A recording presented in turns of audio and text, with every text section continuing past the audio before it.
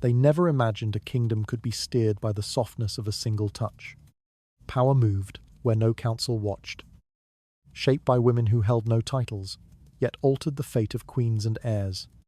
Desire turned into strategy, and strategy slipped into danger, leaving a trail the chronicles refuse to name. Tonight, you will walk the quiet path where intimacy rewrote the Tudor crown. So, before you feel comfortable, take a moment to like the video and subscribe to the channel. Only if your heart truly wants to. If you do like it, leave a little comment letting me know what time it is where you are. Now, dim the lights. Adjust the pillow to fit your head. Maybe turn on a fan to create a relaxing atmosphere. And let's begin this journey together tonight. If one were to stand inside the quiet corridors of the Tudor court and watch the way the king's eyes moved, it would become clear that a single glance could shift the balance of an entire household. The women who lived under that roof understood this without being told. They learned it by observing how quickly a gesture, a smile, or the briefest pause of attention could change a day's order. They lived in a world where the body carried more weight than any written decree, and where a woman without rank could step into a place more powerful than a queen if she caught the king's interest at the right moment. Life inside the court moved at a steady rhythm, built on ceremony and rule. But beneath that surface, the smallest change in the king's desire created new tensions. Servants walked more slowly. Courtiers watched more closely. The queen kept her posture still, even when she sensed something shifting around her. The air in the palace felt heavy each time the king lingered near another woman. Desire, once awakened, had a way of spreading through the palace, long before any words were spoken. Women without titles knew they had no legal protection and no formal influence.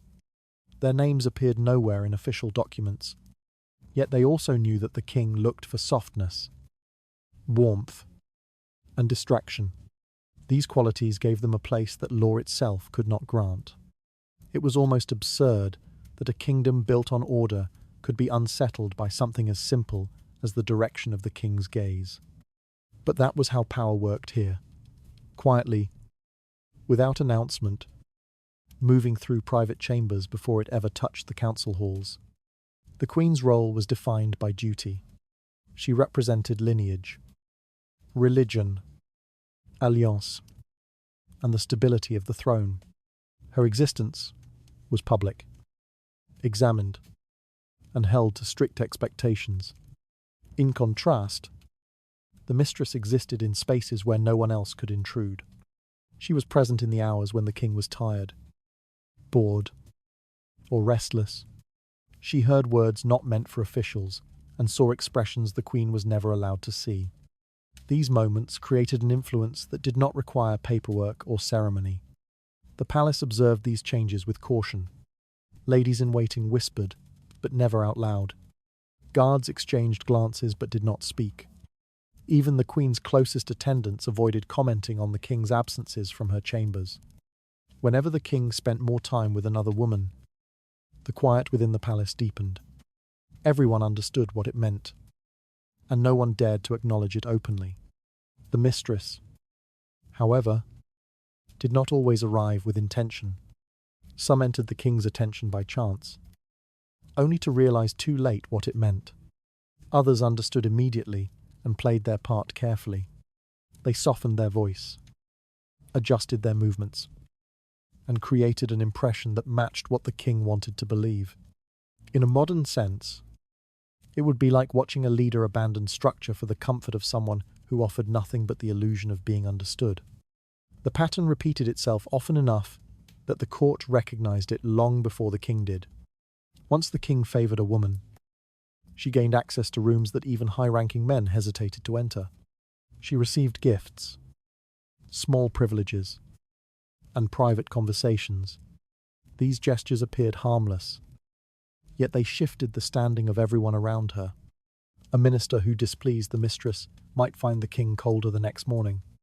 A family with ties to her could rise in position without explanation. Influence grew not through force, but through proximity. The mistress had to maintain this balance carefully. Too much boldness risked exposure. Too much humility risked being forgotten. She learned to read the king's mood with precision. When to speak. When to stay silent. When to encourage him, and when to appear uncertain. Her role depended on sustaining the king's interest without appearing to seek anything from it. There were moments when I could not help thinking that the entire structure felt fragile, as if one misstep from any side could unravel everything. For the queen, these shifts were devastating in slow motion. She watched the king withdraw piece by piece. Not angrily, not dramatically, but steadily, as if she were fading from his daily thoughts. She remained bound by protocol, unable to show jealousy or fear. Any sign of frustration would be taken as impropriety. Her duty was to maintain dignity, even when dignity was the only thing she had left. Meanwhile, the mistress moved through the palace with a new kind of visibility. Courtiers approached her with careful politeness. Servants changed their tone around her. She became a figure around whom rumours formed, though rarely spoken of directly. Her presence altered the palace without any official recognition. The king's interest alone was enough to elevate her beyond her station. Some mistresses understood the danger of this position and kept a low profile. Others embraced it. Knowing the king enjoyed feeling admired, their influence expanded the more they allowed him to believe he was in control. The women who mastered this role did not challenge him. They guided him through suggestion, gesture, and silence. They made him feel powerful even as they shaped his decisions from behind the scenes. At night, when the palace dimmed and the corridors grew empty, the difference between queen and mistress became stark. One had a crown, a lineage, and a duty to the realm. The other had the king's body, his attention, and his unguarded thoughts. And inside this contrast lived the true imbalance of the Tudor world. Legal authority on one side, emotional authority on the other. Only one of them could be measured, punished, or recorded. The other operated unseen, and therefore held a kind of freedom that frightened even those who benefited from it. When the king preferred his mistress, the entire kingdom felt it, whether they admitted it or not. Political tensions shifted. Religious arguments hardened. Court factions reformed themselves to match whatever new influence had entered the king's bedchamber. What seemed private had public consequences, and those consequences rarely faded quickly. No matter how temporary the relationship, the damage or advantage created by a mistress could last years. Families rose or fell based on her favour. Policies turned because of a whispered complaint or an affectionate remark. And all of it stemmed from the simple fact that the king was a man who could be moved by desire more easily than he ever admitted. The women understood this better than anyone. They survived by accepting that the body was a form of power when everything else was denied to them. In a world where titles belonged to men and laws were written without their voices, the only weapon they possessed was themselves. It leaves behind a quiet record of influence built from nothing more than presence. Another shift waits in the shadows of this world, carrying its own quiet pressure. And within that stillness, something far more dangerous is already preparing to surface. The influence that moved through the Tudor court did not always begin in the council chamber. It often started in a quiet room where the king allowed himself to forget the weight of authority. In those moments, the woman beside him gained a kind of access no advisor could claim. She entered the hours when he was unguarded, when fatigue softened his decisions, and when the boundaries of the throne blurred into something far more vulnerable.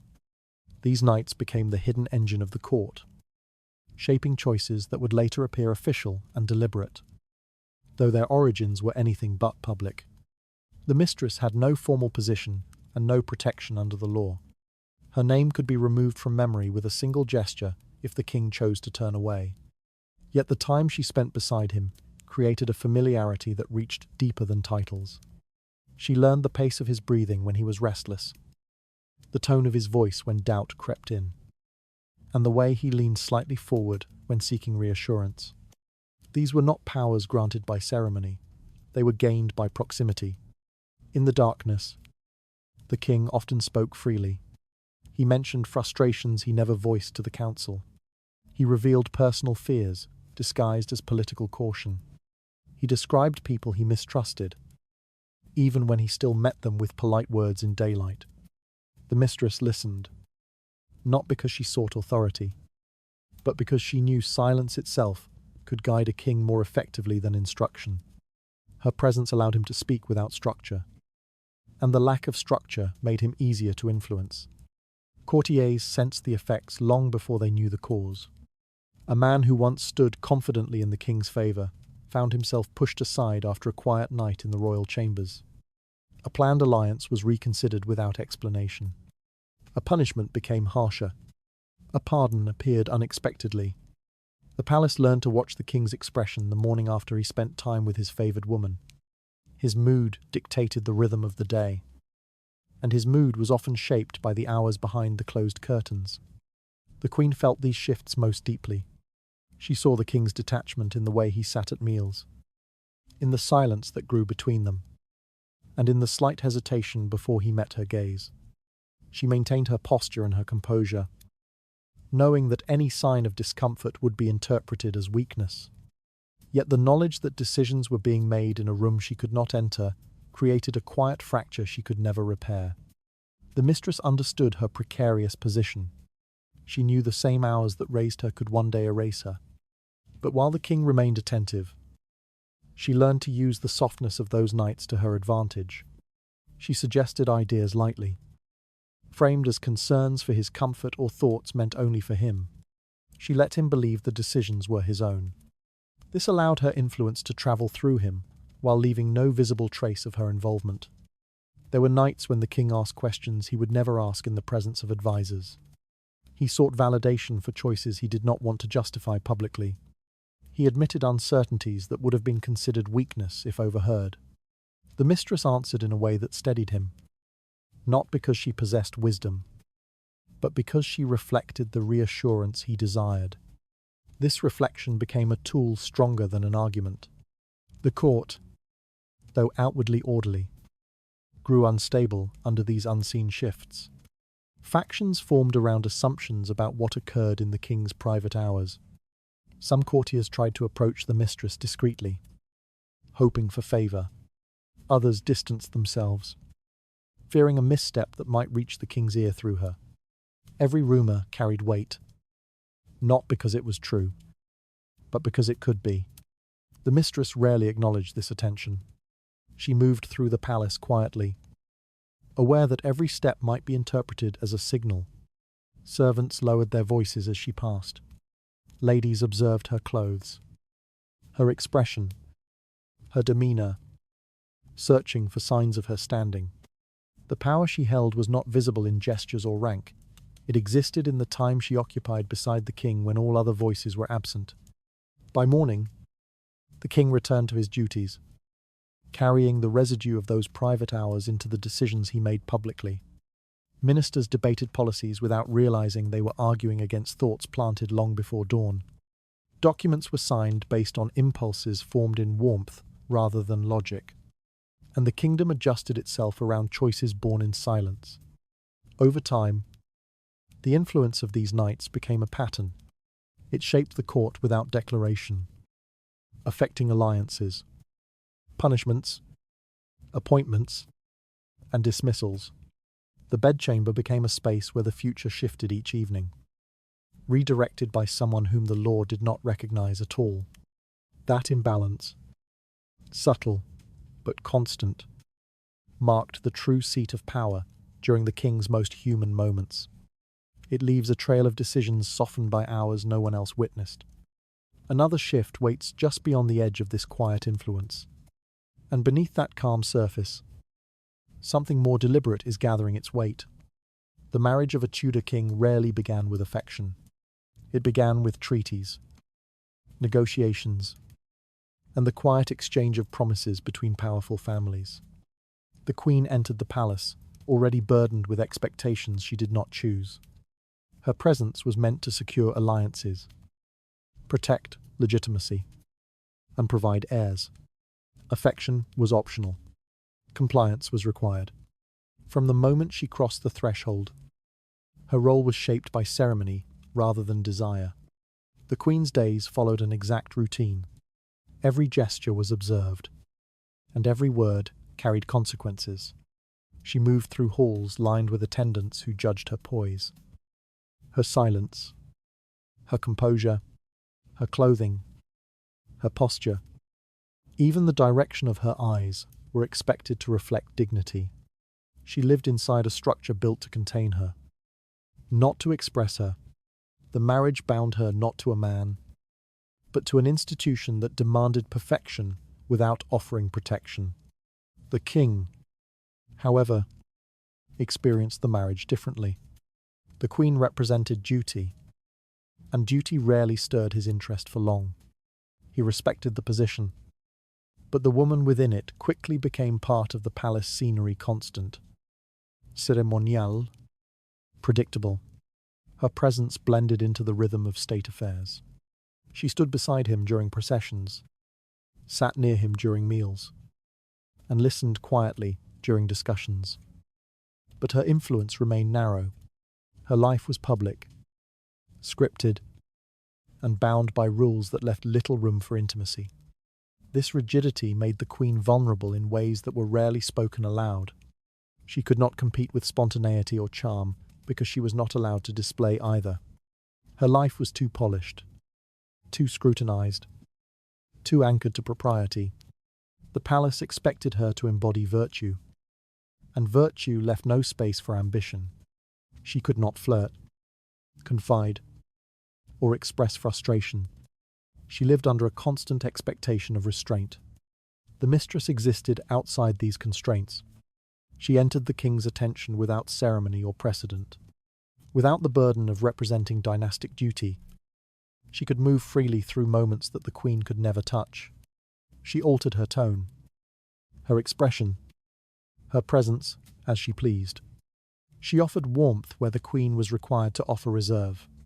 She created comfort where the Queen was required to create stability. The contrast grew sharper each time the king sought relief from the weight of monarchy. The Queen often recognized these changes before anyone else. She noticed the king's absences, the shortened conversations, the faint distance in his eyes. She sensed the shift in how courtiers behaved around her, the polite stiffness that suggested something had altered beneath the surface. Yet she could do nothing but continue fulfilling her duties. Any display of jealousy or fear would be taken as weakness and used against her. In private, the king drifted further from the structure of his marriage. Conversations with the Queen became brief, shaped by formalities rather than curiosity. Meals shared between them turned quiet. The distance grew slowly but steadily, and the palace absorbed the change without comment. The king's heart was not bound by the treaties that bound his marriage, and his attention followed its own path. The mistress benefited from this imbalance. She offered what the Queen was not allowed to show: unpredictability, softness, laughter, and the illusion of being understood. She filled the spaces where duty had left emptiness. Her presence became a counterweight to the institution represented by the Queen, and each time the king sought the mistress for comfort, the marriage weakened further, not through conflict, but through neglect. The throne demanded heirs, stability, and alliances, but the king often sought refuge from these responsibilities. The marriage remained essential to the kingdom, yet secondary to his personal desires. The Queen remained a symbol, while the mistress became a companion. One stood beside him during ceremonies, the other sat beside him when he needed to feel human. That difference, though subtle, shifted the palace in ways that could not be undone. As the Queen endured the weight of expectation, the mistress navigated a world of calculated freedom. She used charm, timing, and presence to keep the king's interest alive. She adapted easily, while the Queen was required to remain the same. The contrast was impossible to ignore. It was not just that the mistress offered something different, it was that the Queen was forbidden to offer the same. The marriage, once established for stability, became a quiet burden. It shaped the queen's entire existence, and yet held little power over the king's desires. The imbalance grew with each passing season, forming a divide that the palace learned to live with. Even as the consequences gathered slowly around them, it settles into a quiet truth that duty alone could never hold a king's attention. Another place in this story waits with its own strain of silent rivalry.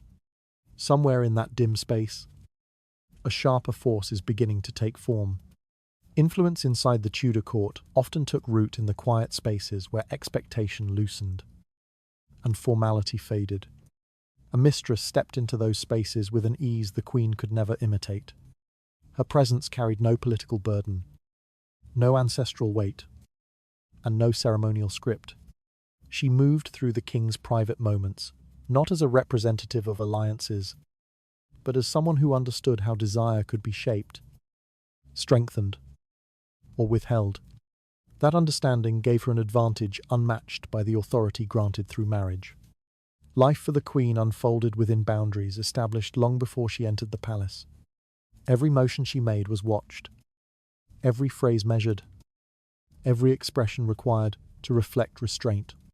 She existed within a structure designed to uphold the royal image, not to encourage familiarity. Formality created distance, and distance became the quiet divide that separated her from the king's private thoughts. No matter how dutiful she remained, her position allowed little room for the fluidity that might have kept the king's attention close. Mistress, in contrast, lived without the weight of ceremony. They occupied a place shaped entirely by personal interaction. A single shift in tone, a slight hesitation, or a softened look could alter the mood of a king, already tired of the rigid world surrounding him.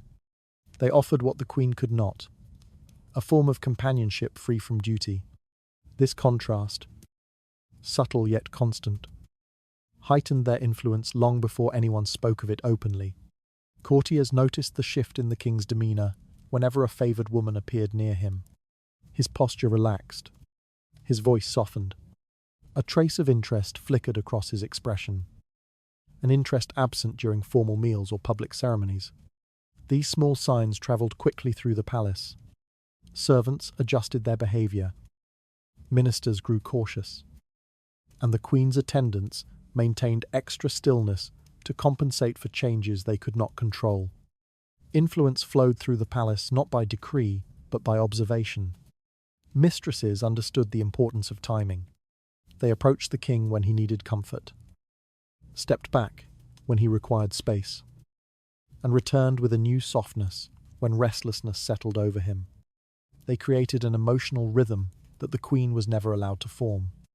Her actions had to mirror tradition. Theirs could mirror the king himself. That difference shaped the core of their power. This power did not always manifest through boldness. Often, it appeared in silence. A mistress who remained still at the right moment could command more attention than one who spoke.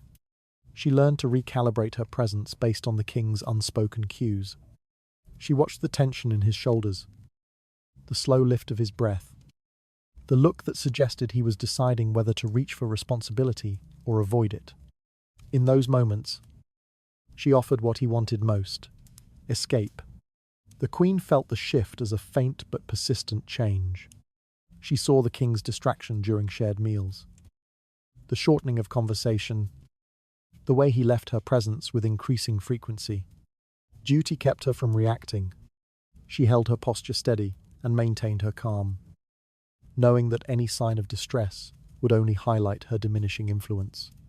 She lived within a cage built from expectation, unable to compete with the freedom the mistress represented. Meanwhile, the mistress expanded her presence slowly. She entered rooms with a quiet confidence, aware that the court read her movements like omens. She did not need authority to change the palace atmosphere. She needed only the king's attention. Courtiers approached her carefully, some seeking favor, others avoiding her altogether.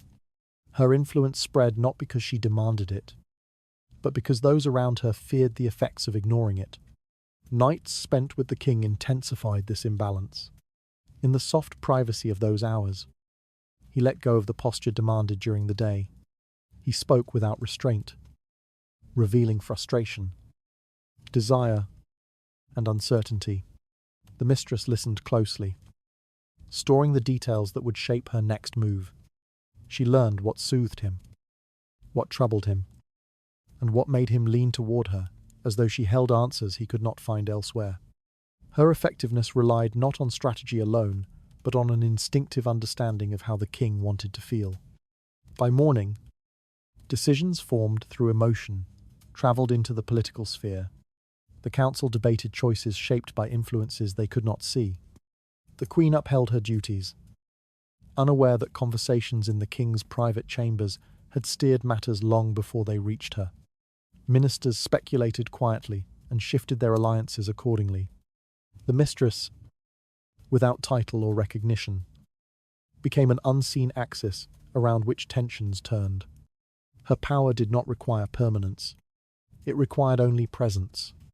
As long as the king desired her company, she held access no noble rank could guarantee. Her lack of formal status became an advantage, granting her a freedom that eluded the queen entirely. She could adjust herself in ways that would have been considered inappropriate for a royal wife. She could change her tone, soften her gaze, or withhold affection without punishment. Those small acts created an emotional landscape that the king found deeply compelling. Over time, the balance within the palace shifted. The queen's authority remained symbolic, while the mistress's influence grew through moments unseen by the court, but felt by everyone within it. The king followed desire more readily than duty, and the mistress understood how to keep that desire alive. Her power came not from vows, but from the ability to make the king forget the constraints of his own position. It settles into a quiet reality, where desire begins to outweigh obligation. Another layer of this world waits with its own turning tension. In that slow shift, a more deliberate manipulation is preparing to unfold. Influence inside the royal chambers often depended on subtle gestures rather than open persuasion. A mistress learned early that the king responded not to challenge but to softness, not to command but to suggestion. She cultivated a presence that made him feel powerful, even when she was guiding his thoughts in directions he did not recognize. Her movements, her pauses, and the deliberate quiet she maintained served as tools sharper than argument. Through these small acts, she created the illusion that the king remained fully in control. Control, however, was rarely his. It shifted gradually, passing to the woman who understood how to frame her silence as agreement and her agreement as admiration. She gave the king the comfort of believing that his choices arose from his own judgment. When he voiced an idea, she nodded gently, adding only a soft remark that aligned with what she wanted him to believe. Her influence was woven into the spaces he never noticed. The distance between breath and response, between thought and affirmation. The king often mistook this deference for devotion. He saw compliance where strategy existed and interpreted encouragement as admiration. This misreading strengthened her position. The more he believed he was leading, the easier it became for her to guide him. She let him speak at length, allowing his confidence to build. When he paused, she added the smallest hint of agreement, shaping his thoughts without appearing to do anything at all. Courtiers rarely witnessed these interactions directly, but they observed the effects. A minister who had recently angered the mistress found himself quietly dismissed. A noble family she disliked watched their favour decline. Decisions that seemed sudden to the court often traced back to a whisper exchanged during the night. The palace adjusted itself around outcomes it could not explain, unaware that intention had been planted in moments too intimate for witnesses. The queen recognized the signs more clearly than anyone. She saw how the king straightened slightly when speaking of matters the mistress had touched upon. She noticed the shift in his temper on mornings after long nights away from her chambers. Yet she remained silent, bound by rules that left her no space to counter the influence she sensed but could not confront. The logic of the palace required her to endure what she understood all too well.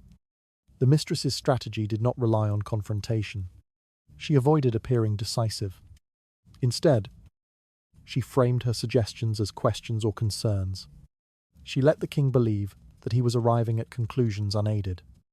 When she wanted him to distrust an advisor, she mentioned hearing something unsettling without naming a source. When she wanted him to favor a particular court faction, she expressed vague admiration for their loyalty.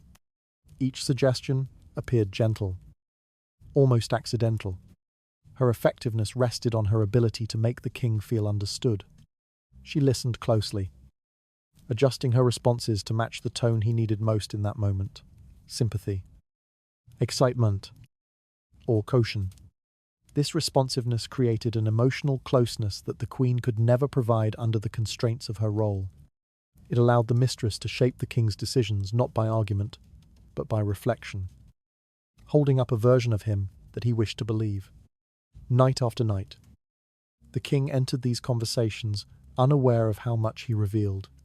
He spoke freely, believing he was confiding in someone who admired him without question. He described frustrations, ambition, and doubts. Each confession gave the mistress new tools. She learned which names caused him irritation, which topics made him defensive, and which comments softened his expression. She stored these details carefully, ready to use them when she needed to steer him gently toward a particular outcome. Over time, the pattern became familiar. The king announced decisions to his council with confidence, unaware that their foundation lay in thoughts shaped slowly, almost invisibly, by the woman who shared his nights. Ministers debated policy without realizing that the direction of the kingdom had already been set before the sun rose. The palace experienced these decisions as the king's will, though their origins lived in private hours, hidden behind closed curtains. The mistress continued her work without acknowledgement. She wore the calm expression of someone who wanted nothing more than the king's happiness. Her tone remained soft, her presence steady. Yet, behind this appearance lay precise calculation. She positioned herself carefully, never pushing too hard, never drawing attention to her influence. She understood that survival depended on subtlety. If the king ever realized how much she guided him, her power would vanish. This dynamic created a tension that permeated the court. A king convinced of his own autonomy became easier to manipulate. A mistress who feigned submission accumulated influence unmatched by formal titles, and a queen restricted by protocol could only watch as authority slipped through her hands, entering places she could not reach. The palace moved through these shifts quietly, unaware that its stability depended on a psychological game conducted entirely in silence. It settles into a pattern where guidance hides beneath the appearance of obedience. Another layer of this shifting world holds its own quiet threat. Within that slow advance, a deeper form of control is already beginning to unfold. A queen entered the Tudor court already bound to a public identity that left her little room to exist as an individual. Her presence symbolized continuity, lineage, and religious order. Each step she took represented the weight of alliances forged long before her arrival. She served as a visible assurance that the monarchy remained stable. Her gestures were refined, her words measured, and her posture composed. She belonged to the realm before she belonged to herself. A mistress lived by a different logic. No ceremony shaped her introduction. No treaty depended upon her behavior. She existed outside the polished frame that controlled the queen's life. This distance freed her from the obligations that dictated how a royal wife must appear. She could let her expression soften, her laughter linger, her silence deepen. She could meet the king with a warmth untouched by the expectations that defined his marriage. That warmth became a powerful counterbalance to the queen's required restraint. The queen carried the role of a symbol, not a partner. Her life revolved around rituals that demanded unwavering dignity. She could not show uncertainty or longing, even when the absence of both hollowed the space around her. She stood beside the king during ceremonies, receiving the public gaze with practiced calm. Her crown reflected duty more than affection, although her marriage anchored the monarchy. It seldom anchored the king's heart. The mistress's presence produced a different effect. When she entered a room, she did not bear the weight of representation. She could move with small gestures that felt human rather than ceremonial. A slight tilt of her head, or a brief, knowing smile, reached the king with an immediacy the queen could never imitate. Her influence arose from emotional closeness, not political purpose. She did not need a crown to hold the king's attention. She needed only to appear as someone who saw him without judgment. This contrast shaped the king's behavior. He found comfort in the mistress's unstructured presence. He could speak without caution, allowing his thoughts to wander into spaces where duty did not follow. He leaned toward her because desire required less discipline than responsibility. The queen maintained her distance because distance was required of her. And that distance gradually became the quiet divide that separated her from the king's inner life. Courtiers observed this shift through a series of small signs. The king lingered longer in certain rooms. He left the ceremonies with increasing haste. His expression softened in the presence of a woman who held no official standing. Meanwhile, the queen remained composed, aware that revealing discomfort would only highlight her diminishing influence. She continued upholding her role with precision, even when her stability no longer shaped the king's actions. The mistress understood how to sustain this imbalance. She offered what the queen was forbidden to display, a sense of intimacy that felt immediate and unrestrained. Her tone adjusted to the king's mood. Her silence encouraged him to continue speaking. Her movements suggested closeness without demanding it. She cultivated an atmosphere where the king felt more alive, more human, more untethered from the structure he inhabited during daylight. Over time, the king's attention shifted further. He began viewing the queen not as a partner, but as a pillar of obligation. She stood for legacy, ceremony, and public order. He respected these qualities, yet they rarely stirred emotion. The mistress, on the other hand, stirred reaction, curiosity, and desire. Her presence became a private refuge, while the queen's presence remained a public requirement. The imbalance deepened not because the queen failed, but because her role did not allow her to compete. Within the palace, this divide created a subtle tension. Servants altered their behavior in the mistress's presence, treating her with cautious deference. Advisors speculated about the impact of the king's shifting heart. Families with political interests tried to align themselves quietly with whichever woman seemed closest to the king's favor. These movements occurred without acknowledgement, yet they shaped the court as effectively as any law. The queen continued performing her duties, aware that her symbolic value no longer secured her emotional relevance. She hosted gatherings, greeted ambassadors, and fulfilled ceremonial expectations with unwavering composure. Yet she also sensed that her influence rested increasingly on the visibility of her crown rather than the intimacy of her marriage. That understanding weighed on her in ways she could not express. Meanwhile, the mistress navigated a world built from the king's emotions. Her power had no legal foundation, no document confirming her place. It existed only within the fleeting terrain of affection. But while the king remained attentive, that terrain allowed her to shape decisions, shift alliances, and alter the rhythm of the court. She needed no title to make her mark. The king's desire granted her access that even the queen could not claim. As these dynamics settled, the palace learned to live with the contradiction. One woman held the authority of a crown, the other held the authority of a heartbeat. The queen upheld a realm, the mistress held a man. And as long as the king's heart tilted outward rather than toward his marriage, the throne remained steady in name, but unstable in spirit. It forms a quiet divide between duty and desire that the palace learns to accept without question. Another shift waits deeper inside this unfolding world. Inside that gathering silence, a more volatile fracture is beginning to emerge. Jealousy inside the Tudor court rarely appeared openly. It moved quietly, held tightly behind composed expressions and measured gestures. A queen who felt her influence slipping could not reveal a single sign of distress. Her role demanded stability, restraint, and unwavering dignity. Any hint of envy would be interpreted as weakness, and weakness would accelerate her decline. She learned to swallow the sharpness of emotion, holding it in silence even when the room around her shifted against her. Moments that seemed insignificant to others cut deeply for her. A glance exchanged between the king and his mistress, a softened expression crossing his face, a pause in his steps as she approached. Each one struck the queen with a quiet force. She absorbed these signs without reaction. Maintaining the mask required of her position, the court watched her closely. Expecting composure, she delivered it flawlessly.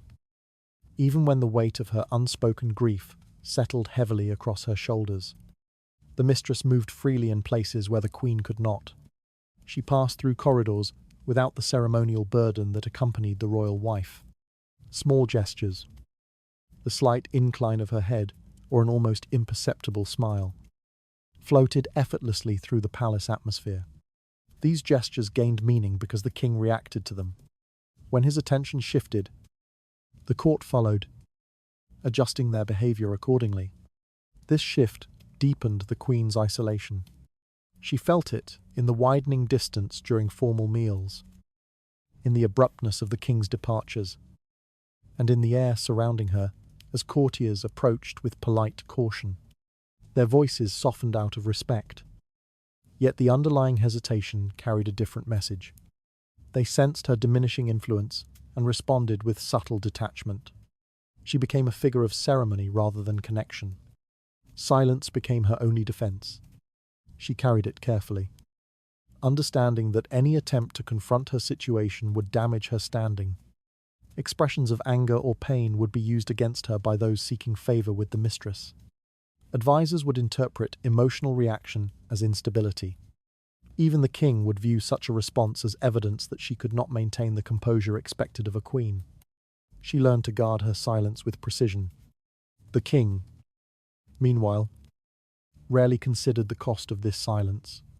His interest drifted easily toward the warmth and unpredictability of the mistress. He noticed the queen only during ceremonies or formal gatherings, where her stillness blended into the expectations surrounding her. He accepted her composure as natural, not recognizing the restraint required to maintain it. Her silence confirmed to him that she fulfilled her role, even as it eroded her presence in his thoughts. Inside the palace, the effects of the queen's fading influence spread gradually. Servants offered her respectful distance, but their glances carried quiet curiosity about how much she understood. Courtiers controlled their expressions around her, fearful of revealing alliances they had formed with the mistress. Ministers refrained from mentioning decisions shaped by influences outside the council chamber. Her exclusion grew without any formal announcement. The queen continued fulfilling her duties with precision, attending ceremonies and greeting visitors with the appropriate calm. She stood beside the king during public events, her posture straight, her expression unreadable. Yet beneath the polished exterior lay a growing awareness that her authority depended increasingly on appearance rather than intimacy. She watched the king's attention shift elsewhere, knowing that each moment of his distraction pushed her further from the center of power. The mistress sensed the queen's quiet suffering but showed no outward reaction. She understood that the queen's silence protected the monarchy's image, yet it also protected her own rise. As long as the queen remained composed, the mistress could continue expanding her influence without open conflict. She moved carefully, aware that the queen's position still held symbolic weight. Her power remained unspoken, drawn from emotional proximity rather than ceremony. Every unspoken moment between queen and mistress created a tension that lingered in the air. The queen's eyes followed the king during gatherings, searching for signs of change she could not voice. The mistress observed the queen's restraint, recognizing the limits imposed on a woman bound to tradition. and the king drifted between them, unaware of the fracture deepening in the silence behind him. Nothing in this dynamic erupted into open confrontation. The palace would never permit such a display. Instead, the tension lived in the queen's tightened breath, in the mistress's calculated pauses, and in the king's indifferent movements. These subtleties shaped the palace more powerfully than public gestures ever could. Silence grew into a presence of its own, filling the spaces between every carefully controlled exchange. As the queen continued walking through the palace halls, she carried herself with the same dignity she had always maintained. Yet the distance around her widened a little more each day. Authority slipped quietly through her hands, not because she failed in her duties, but because she could not express the grief, anger, or fear that might have reclaimed a small part of the king's heart. The silence meant to protect her position instead became the force that dissolved it. It settles into a muted tension that reshapes the palace without a single spoken word. Another turn in this world rests on a deeper shift beneath its steady surface. Amid that slow tension, a more subtle unraveling is beginning to take hold. Influence in the Tudor court often shifted during the hours when the palace grew quiet, and the king allowed himself to forget the world outside his chamber. Those moments carried more weight than the council meetings held in daylight. Decisions that appeared formal and deliberate frequently began in the soft darkness, where a single gesture could redirect the path of a family, a minister, or an entire alliance. The king believed these hours belonged to his private life, yet they shaped the course of the kingdom with striking consistency. A mistress understood this better than anyone. She recognized how the king responded to touch, warmth, and the feeling of being desired. She did not need power defined by documents or ceremony. She held access to the part of the king that remained unguarded, the part that listened most closely and questioned least. In that space, influence came from closeness rather than authority, and closeness carried the potential to alter the fate of others without public acknowledgement. The palace saw only the outcomes, not the origins. A noble family might lose its standing after years of loyalty. An advisor who once stood near the center of power could be dismissed abruptly. A marriage negotiation could collapse without warning. Courtiers noticed these shifts and studied the king's behavior carefully. But the reasoning behind these choices remained hidden. They understood that events in the private chamber often shaped the next day's decisions. They simply lacked the means to prove it. The queen sensed the effects with painful clarity. She watched changes unfold around her and recognized their source. Even when she could not speak of it, her authority existed in structure and tradition, not in the closeness that moved the king's heart. She carried this knowledge silently, aware that any sign of resentment would worsen her position. The palace expected poise, and she provided it, even as decisions emerged from places she was forbidden to enter. A mistress's influence did not rely on confrontation. She used attention, timing, and a precise understanding of what the king wanted to feel. When he grew frustrated with politics, she offered calm. When he felt insecure, she offered reassurance. When he sought validation, she offered admiration. These responses seemed gentle, yet they guided his emotions with remarkable accuracy. In that guidance, decisions began to shift. The king rarely noticed the pattern. He believed his choices reflected personal judgment rather than emotional suggestion. He interpreted the mistress's presence as comforting, unaware that her subtle actions shaped the direction of his thoughts. Each moment of closeness strengthened her position, reinforcing the belief that he acted freely even as he drifted toward outcomes influenced by her quiet intentions. Those who displeased the mistress often discovered the consequences quickly. They might lose privileges, appointments, or access to the king. They might find themselves reassigned or quietly removed from consideration for positions they had long expected. These changes seemed administrative on the surface, but the quiet speed with which they occurred suggested a deeper source. Few understood the connection, yet many suspected the influence that moved behind closed curtains. A mistress also learned how easily affection turned into leverage. She controlled when to soften her tone, when to create distance, and when to offer closeness again. This rhythm kept the king attentive, always seeking the comfort she provided. It gave her the ability to shape decisions by controlling the emotional environment around him. She did not need to argue or persuade directly.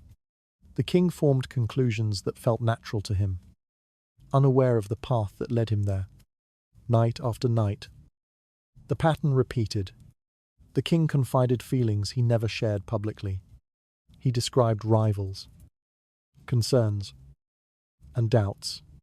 The mistress listened and responded with careful intention. Her influence traveled through sympathy and presence, not through force. Yet its effects reached across the court, altering relationships and shifting alliances in ways more potent than any written decree. The consequences of these private hours spread far beyond the chamber. Entire families rose or fell based on the king's shifting favor. Land, titles, marriages, and promises changed shape under decisions formed during moments of intimacy. These changes were quiet, but their impact was permanent.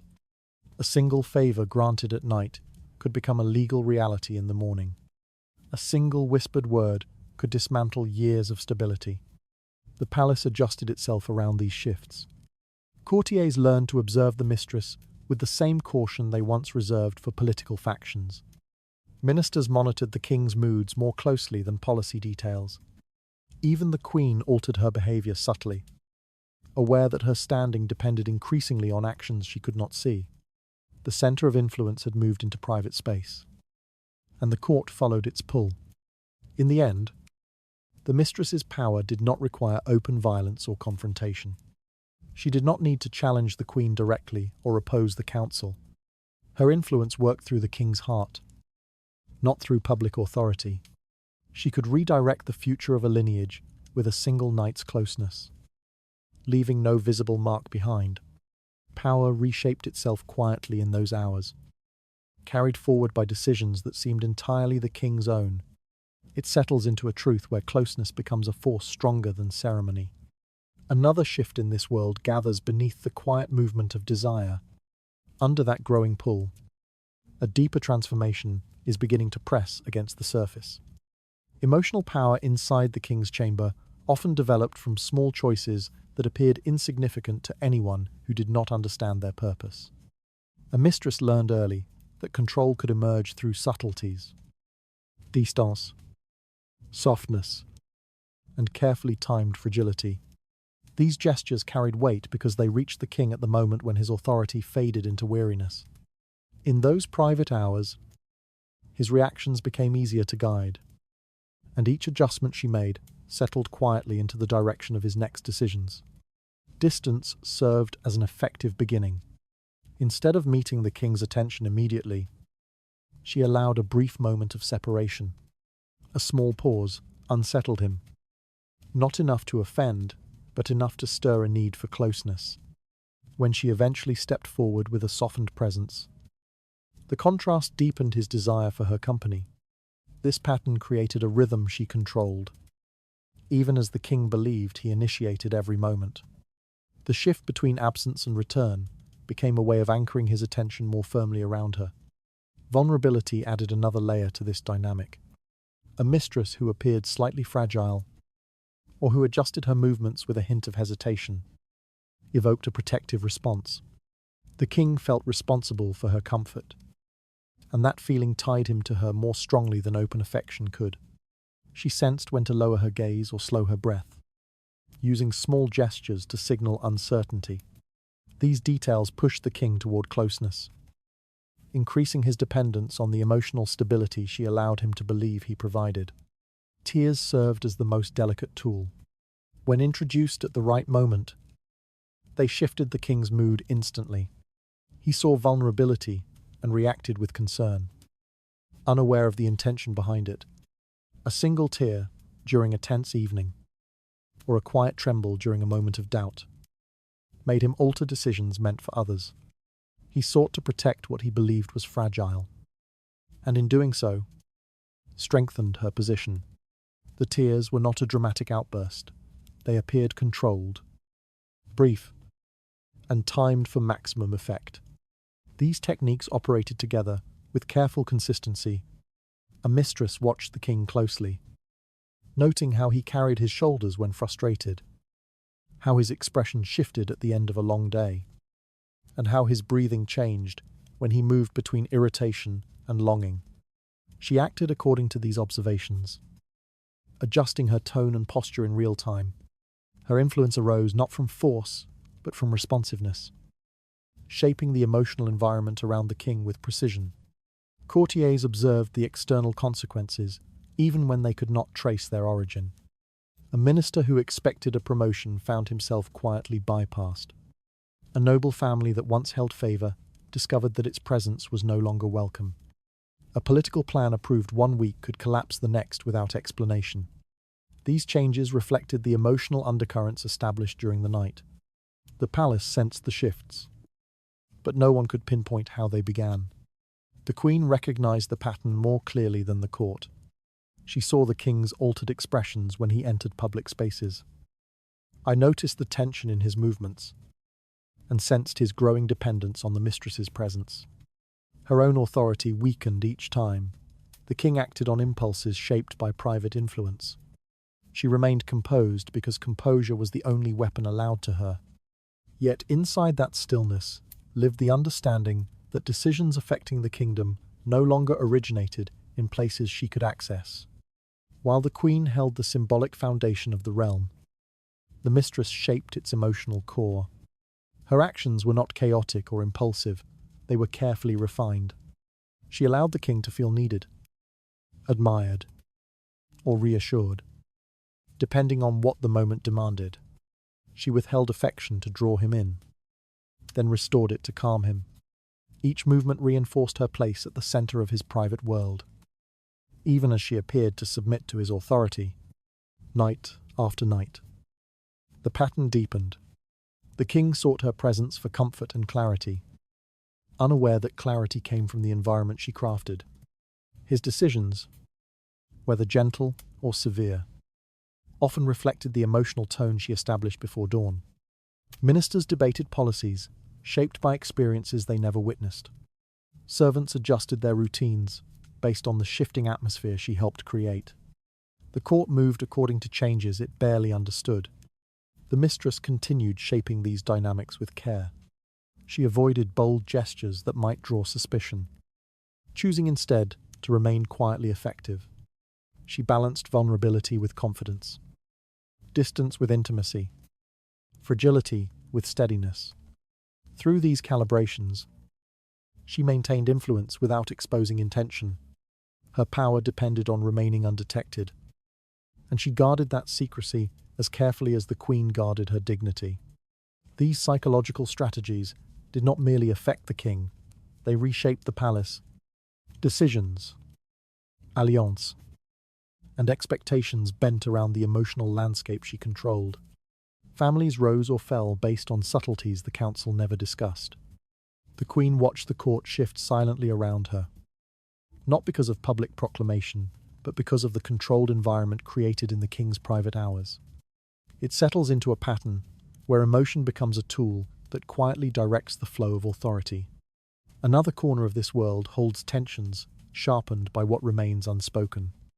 Beneath that steady pressure, a more intricate current of influence is beginning to expand. Judgment in the Tudor world often took shape long before any formal accusation appeared. A mistress who understood the spaces where influence collected learned how easily a queen's position could weaken without a single public confrontation. Quiet suggestions, gentle redirections, and carefully planted doubts formed an invisible path that shifted the king's perception. These shifts did not require open hostility. They required patience, observation, and the ability to place worry where certainty once stood. Small remarks carried weight when delivered in private. A mistress could lower her gaze at the right moment, pause briefly before answering, or adjust her breathing as if troubled by something unspoken. These details pushed the king to wonder. And once he wondered, The ground beneath the queen began to move. The mistress did not need to describe wrongdoing. She only needed to create the sense that something around the queen no longer felt steady. The king interpreted the silence as honesty, and that interpretation softened the boundary between suspicion and belief. Over time, these gentle impressions accumulated. The king began noticing gestures from the queen that had always been there, the stiffness in her posture, the restraint in her expression, the quiet distance required by ceremony. He interpreted these signs differently now, shaped by the emotional climate established in the chamber he shared with the mistress. Formality appeared as coldness. Duty appeared as unwillingness. A queen who followed protocol seemed detached rather than dignified. The shift occurred slowly, yet it took root with surprising strength. As the king's perception altered, the queen's authority weakened in subtle ways. Courtiers sensed the change in his tone when her name appeared in conversation. Servants noticed the hesitation in his movements when approaching her presence. Advisors became cautious, aware that supporting her too strongly might carry risk. The palace never spoke openly, but its walls adjusted themselves to the new balance. The shift became a quiet truth, long before anyone acknowledged it. Meanwhile, the mistress continued shaping the emotional terrain with careful restraint. She avoided forceful claims that might draw scrutiny. Instead, she crafted moments that encouraged the king to reach his own conclusions. She appeared hesitant when asked simple questions about the queen, as though burdened by concerns she wished to hide. She paused before speaking, allowing the king's imagination to fill the silence. Each moment invited him to see distance where none existed before. The queen endured these changes with the stillness expected of her role. She maintained composure during ceremonies, meals, and audiences. Her expression remained controlled, her posture precise, her actions measured. Yet beneath that steadiness lived a growing awareness. The king no longer responded with familiarity. His eyes carried uncertainty, shaped not by anything she had done, but by the quiet influence arranging itself around him. She felt the shift not through words but through absence. Absence of warmth, absence of confidence, absence of the stability that once held their public life in place. In this fragile landscape, a mistress's influence travelled easily. A single suggestion made at night could become a political decision by morning. A moment of feigned fear could turn into a policy meant to protect her from imagined threats. A brief tremble in her hands could become evidence that the king used to justify distance from the queen. He believed he acted from reason, unaware that the reasoning formed inside emotional patterns shaped carefully in private. Eventually, the queen's position could weaken enough to become vulnerable to formal consequences. Once the king viewed her through the lens of suspicion, everything she did appeared marked by uncertainty. Ministers loyal to the mistress's allies whispered their own interpretations, further shaping the king's beliefs. What began as emotional influence evolved into structural decline. A queen who once represented stability now appeared as a figure whose presence hindered the king's sense of peace. From this point, consequences followed with increasing speed. Privileges were withdrawn quietly. Her household staff faced reassignment. Letters, once addressed with warmth, turned formal and distant. The court's behaviour adjusted itself to the king's shifting tone. No single act destroyed her status. Instead, the accumulated weight of countless small impressions carried her toward isolation. If the mistress wished to secure her own future, she could intensify the pace. She might introduce subtle concerns about loyalty, timing them during moments when the king already felt unsettled. She might appear fragile after a tense council meeting, letting the king associate his frustration with the queen's presence. She might allow tears to fall at a moment when he felt pressured by expectations connected to his wife. Each gesture pulled him closer to the belief that removing the queen would restore balance to his life. In such a world, the queen's fate could shift from uncertainty to danger. Once suspicion gained momentum, it could support accusations shaped by legal advisors or political factions. A queen who lost the king's confidence had few defences. Even when she had done nothing wrong, the structure of the palace offered her ceremony but not protection. Her position depended on the king's perception, and that perception had been shaped quietly over time. This process unfolded slowly, yet its direction never changed once established. From the privacy of a chamber where emotion replaced policy, a mistress could redirect the course of a queen's life. Decisions that outwardly appeared political often formed during hours marked by stillness, fragility, and carefully arranged influence. It settles into a reality where a queen's fate depends less on law than on shifting emotions shaped in silence. Another area of this world waits with pressures that grow heavier around the king's uncertain loyalty. Through that quiet accumulation, a more dangerous path is already stretching toward the throne. Power in the Tudor court often rested on objects, seals, documents, signatures, and proclamations. Yet, in the quiet spaces beyond the council chamber, a different form of agreement took shape, one that required no parchment or ink. A mistress who understood this recognized that her body functioned as the only contract available to her. She held no legal ties, no inheritance, no official promise. What she possessed instead was closeness, presence, and the ability to shape the king's emotions without declaring intent. These elements formed the structure that determined her survival. Each evening began with a familiar stillness. The king entered the room carrying the weight of responsibilities that had filled his day. The mistress waited, aware that the shift from public authority to private softness offered her the strongest opening. Her skin, hair, and posture served as tools, arranged with care to present the version of herself that the king found comforting. In those moments, she operated not as a companion but as the center of an unspoken negotiation in which her continued existence depended on his desire to return. The king believed these nights belonged entirely to personal longing. He saw comfort rather than strategy, warmth rather than calculation. He perceived the mistress's relaxed presence as sincerity, not recognizing the quiet adjustments she made to maintain his attention. Her hands moved with measured calm, her breathing matched his pace, and her posture shifted subtly when he appeared troubled.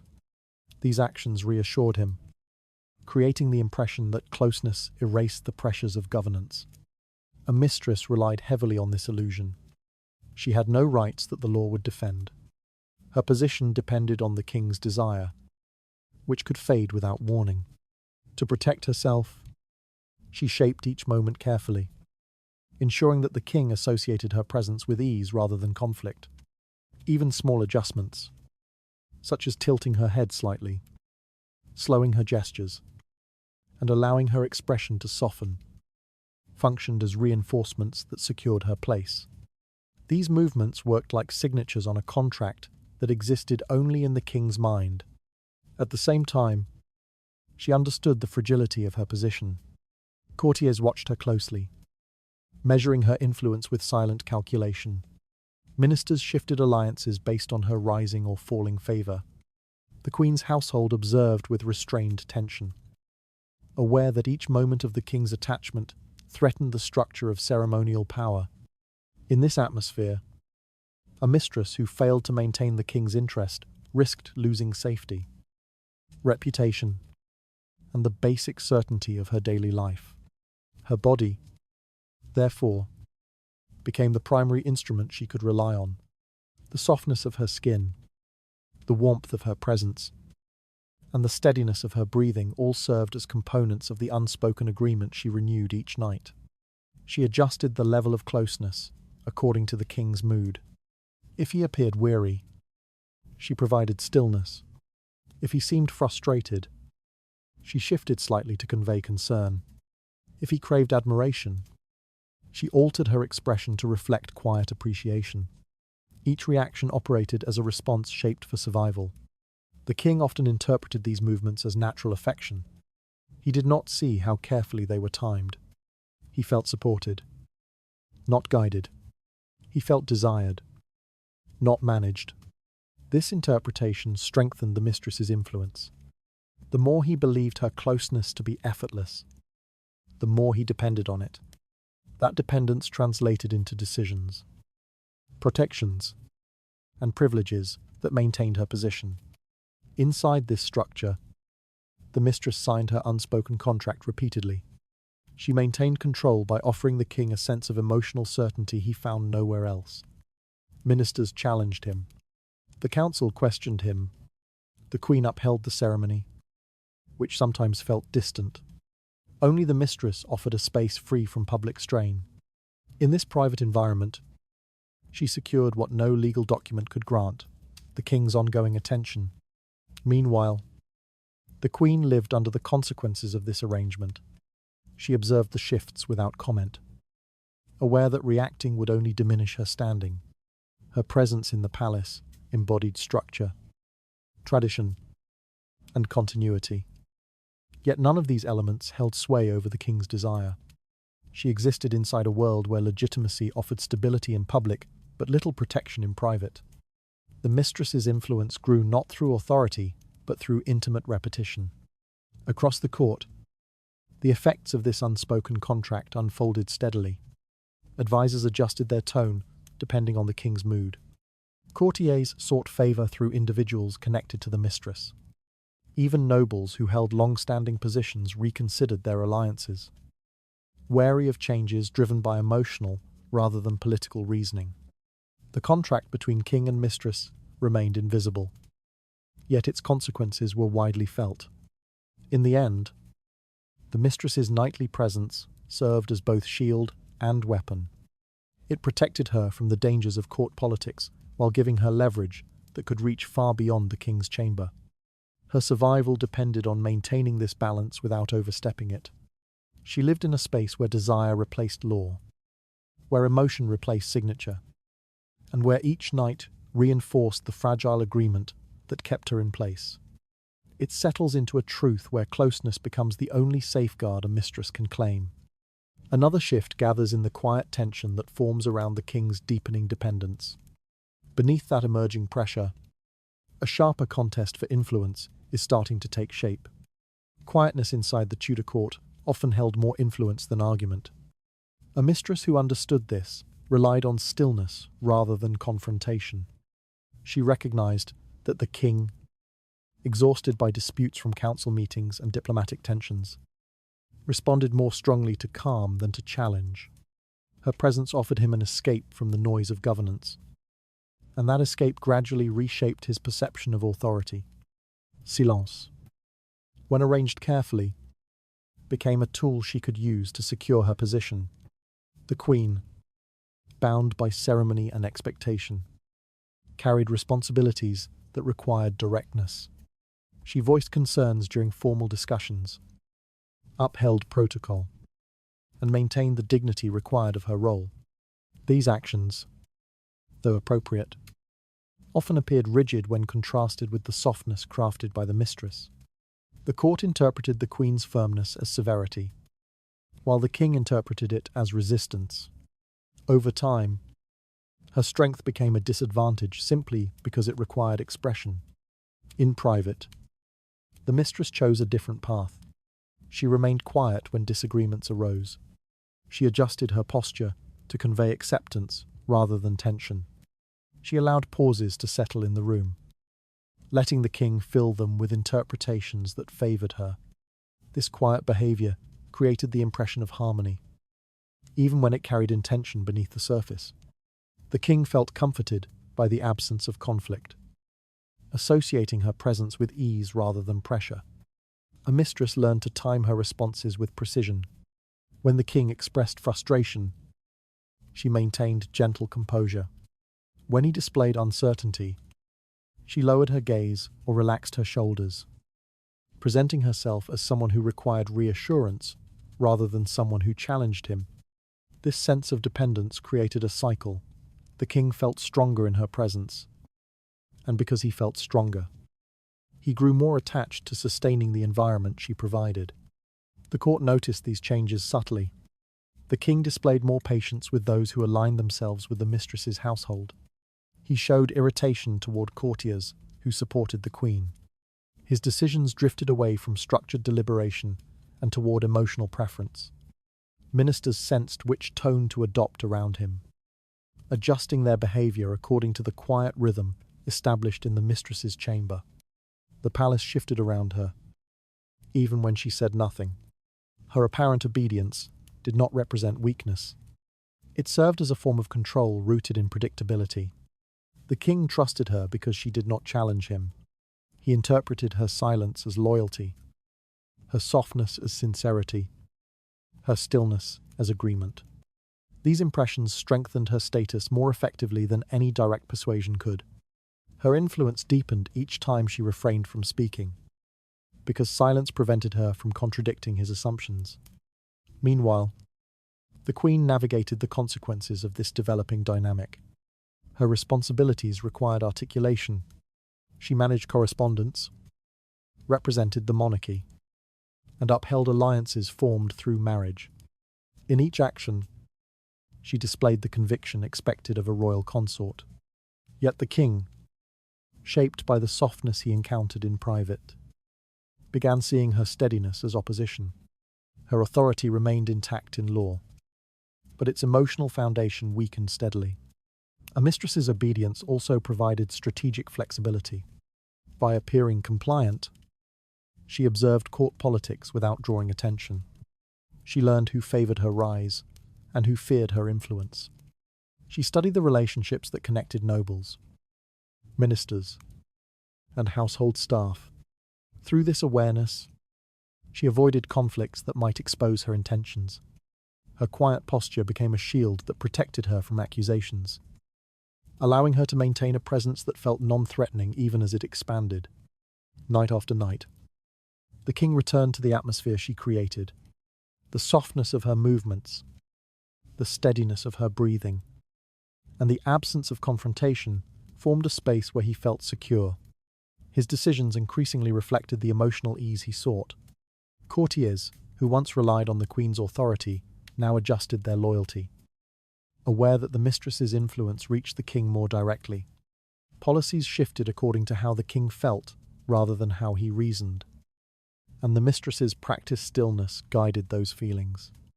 This form of power grew stronger because it remained invisible. No document recorded it. No proclamation acknowledged it. And no law defined it. It existed solely through behavior, repetition, and the king's desire for comfort. A mistress did not need to assert dominance. She allowed the king to believe he held control, and that belief sustained her influence. Stillness became a structure that supported her survival. And the king, without realizing it, reinforced that structure with each quiet night. In the broader court, the effects deepened. Households reorganized themselves around the mistress's growing presence. Servants carried messages that favored her allies. Nobles sought introductions to her attendants. The queen, though still central in ceremony, found her influence reduced to ritual rather than action.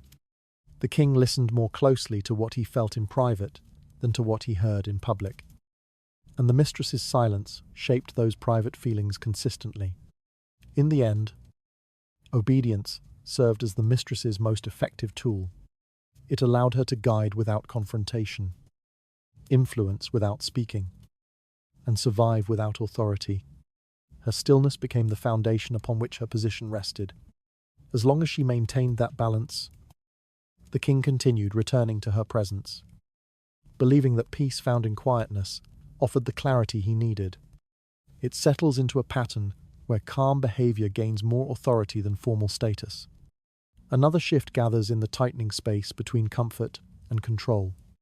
Beneath that expanding tension, a quieter form of dominance is preparing to surface. Life inside the Tudor court offered a mistress moments of influence that appeared steady only on the surface.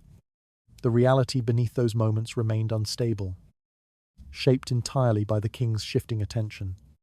A woman who reached the height of favor could determine appointments, or redirect alliance, and weaken families with nothing more than quiet access to the king's private hours. Yet the same closeness that lifted her also exposed her to the risk of losing everything without warning. Intimacy provided power, but it offered no protection once desire faded. The rise toward influence often unfolded gradually. A mistress entered the king's chamber as a source of comfort, then became a figure he depended on for emotional steadiness. Her presence shaped his mood, and his mood shaped the court. Ministers recognized her growing importance, adjusting their behavior accordingly. The queen sensed the change through distance rather than confrontation. The palace itself began operating around the subtle weight she carried. During this period, she held a form of authority that reached far beyond her lack of title. At the highest point of favor, her influence could stretch across the kingdom. Letters she never saw were written in her name by those seeking advantage. Policies shifted because the king associated her presence with reassurance. Nobles formed alliances with her household to secure their standing. Even those who feared her power remained cautious, aware that she could encourage or prevent decisions without stating anything openly. In this elevated space, she lived in a world where her closeness to the king defined her position. Yet this height came with a quiet threat. The king's desire shaped everything she possessed, and desire changed without warning. A gesture interpreted differently, an evening marked by fatigue, or a single moment when her presence failed to settle, his thoughts could alter the balance.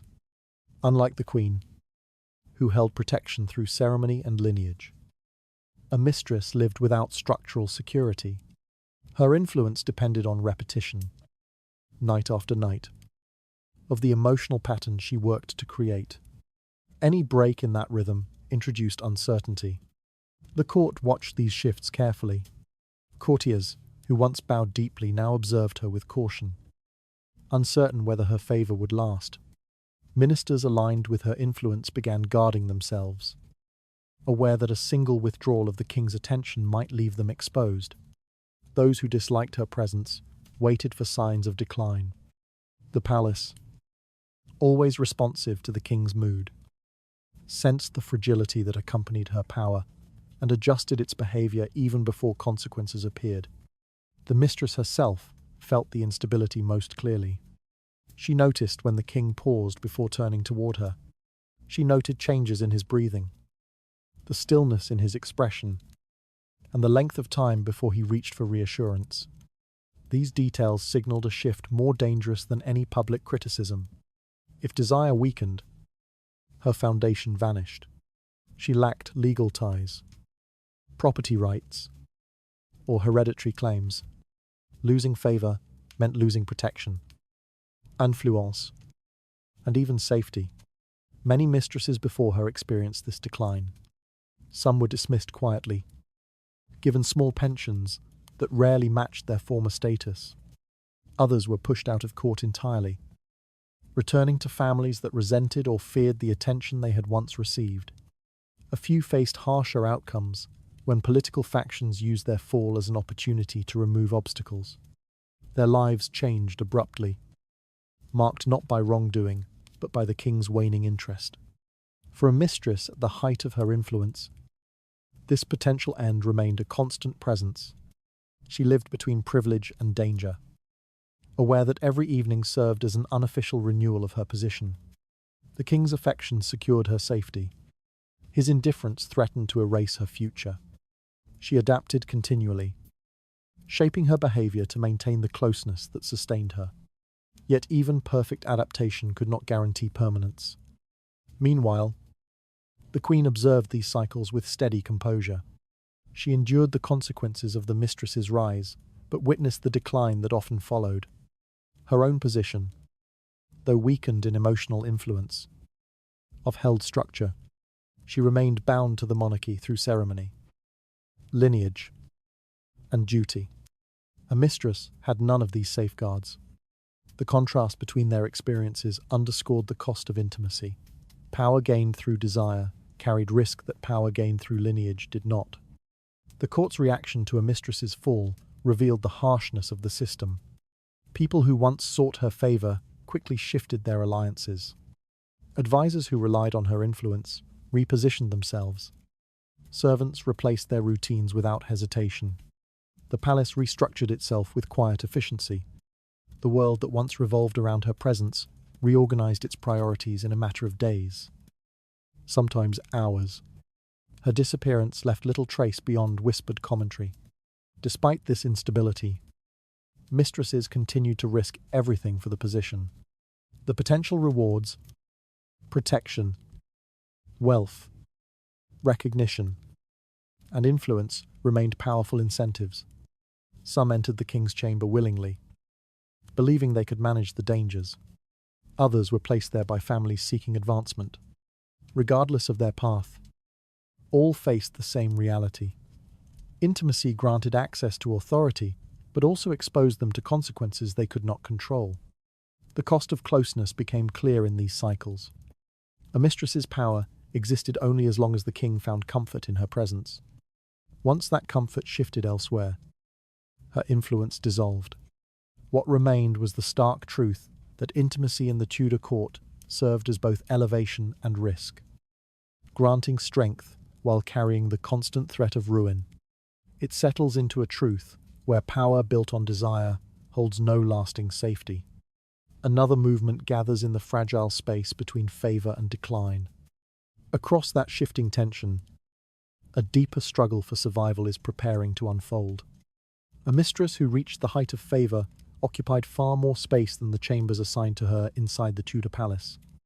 Her true presence lived in the king's thoughts, quiet, persistent, and woven into the rhythm of his daily movements. When he walked through the great halls, her influence followed him. When he attended feasts or ceremonies, her absence shaped his perception as strongly as her nearness. She existed not as a figure confined to rooms, but as a constant impression that colored the way he viewed the world. During public gatherings, this quiet presence became evident. The king's eyes moved with the same pattern each time, lingering on empty spaces where she once stood or drifting toward the area where her attendants waited. His attention shifted even during conversations with nobles or foreign envoys. Courtiers observed these changes, recognizing that her place within his mind outweighed any physical distance. The queen, seated beside him in full ceremonial dignity, felt the effect without needing confirmation. The mistress shaped the atmosphere even when she remained unseen. Within the council chamber, her influence emerged through the king's decisions. Policies he once approached with firmness softened when they reminded him of concerns she had expressed. Matters he previously dismissed gained importance after a single evening spent in her company. Advisors noticed inconsistencies in his reasoning, yet they understood the emotional direction behind them. They lacked the authority to challenge it, because the source remained inaccessible. It existed within the king's private attachments, rather than documented evidence. The queen responded to this unseen presence with practiced composure. She continued performing her duties with precision, aware that expectations required steadiness, no matter the circumstances. Yet, during feasts, she felt the king's attention shifting away from her. During ceremonies, she sensed the distance forming between them. She recognized that the mistress occupied a part of his mind she could not reach, a part that framed the king's judgments more strongly than tradition or marriage vows. Her own authority rested on structure. The mistress's authority rested on thought. Courtiers adjusted themselves accordingly. They sought the favor of the mistress's household, understanding that influence traveled through emotional pathways rather than administrative ones. Servants carried messages on behalf of those seeking advancement, aware that a subtle connection to her might alter their prospects. Even those who wished to remain neutral found themselves drawn into the shifting center of power, because the king's behavior reflected her presence, whether she appeared publicly or not. Meanwhile, the mistress refined her position by maintaining a steady emotional imprint. She recognized that physical proximity mattered, but consistency within the king's thoughts mattered more. She crafted gestures, movements, and patterns that the king remembered even in her absence. A specific way she adjusted her sleeves, the rhythm of her steps, or the stillness in her breathing during quiet evenings. These details settled into his memory. They shaped how he interpreted the behavior of others, creating a private lens through which he viewed the court. This form of presence required no confrontation. She did not need to challenge the queen openly or engage in public displays. Instead, her stability in the king's thoughts functioned as a shadow across the palace. Those who opposed her influence found themselves facing resistance from the king himself, who felt protective of the emotional space she occupied. Even when she remained silent, her presence determined how he responded to advice, conflict, and ceremony. The queen experienced this shadow most intensely. She carried the responsibility of representing the monarchy. Yet she watched as the king's decisions leaned toward the quiet impressions formed in private, rather than the guidance she offered publicly. Her place at his side symbolized authority, but her presence no longer shaped his thinking. She remained central in ritual, but increasingly peripheral in influence. The contrast created a silent tension she endured without outward reaction. Over time, the mistress's influence extended into areas far removed from personal affection. Matters of trade, foreign alliances, and noble appointments shifted according to the emotional climate she shaped. The king believed these decisions emerged from careful judgment, unaware that each choice carried traces of previous nights. Moments marked by calmness, vulnerability, or subtle redirection. The court sensed these changes, though few understood their full origin. In many ways, the mistress lived more strongly within the king's mind than within the palace itself. Her physical rooms contained little. Her influence inhabited the spaces where the king considered his decisions. Her presence shaped the tone of his thoughts, the direction of his preferences, and the structure of his loyalties. This internal placement gave her a form of power no title could match, and no law could restrict. For those watching from the edges of the court, the distinction became clear. The queen controlled ceremony, but the mistress controlled attention. Ceremony maintained appearances, attention shaped outcomes, as long as the king carried her image, posture, and quiet influence with him. She remained more powerful than her official position suggested. She lived not in the architecture of the palace, but in the patterns of the king's mind. It settles into a truth where presence held in memory outweighs presence held in space. Another movement forms in the growing distance between ceremony and influence. Through that widening divide, a more decisive shift is beginning to assemble. Softness within the Tudor court often carried more force than open confrontation. A mistress who understood this relied on gentle movements to shape the king's perceptions. Her influence did not emerge through pressure or insistence, but through carefully arranged moments of calm that settled around him like a steady presence. These moments shaped the direction of his thoughts more effectively than persuasion delivered during council debates. Tenderness, when applied with precision, became a quiet instrument capable of altering the course of political life. During long evenings, when the court withdrew into silence, the king encountered the contrast between public strain and private ease. His days were filled with demands. Ministers seeking approval, nobles requesting favor, foreign envoys pressing for assurances. In these hours, his attention scattered across matters too numerous to hold. Yet when he entered the private chamber, the burden shifted. The mistress met him with a stillness that required nothing of him. This stillness did not simply soothe him, it rearranged his sense of clarity. Decisions that once felt complicated became simpler in an environment shaped by gentle presence. The subtle power of this calm unfolded through small gestures. When the mistress lowered her hands lightly across her lap, the king read serenity. When she shifted her breathing to match his, he felt understood. When she touched his arm lightly, he felt restored. These reactions, though quiet, affected his judgment the next morning. Ministers who expected resistance encountered sudden agreement. Nobles facing uncertainty received unexpected support. Each decision reflected emotional echoes formed not by argument, but by the consistency of gentle influence. This tenderness also shaped how the king interpreted conflict. The queen's responsibilities required structure, firmness, and clear articulation.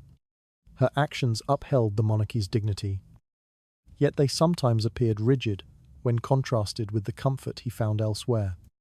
When she addressed matters with precision, the king perceived it as heaviness.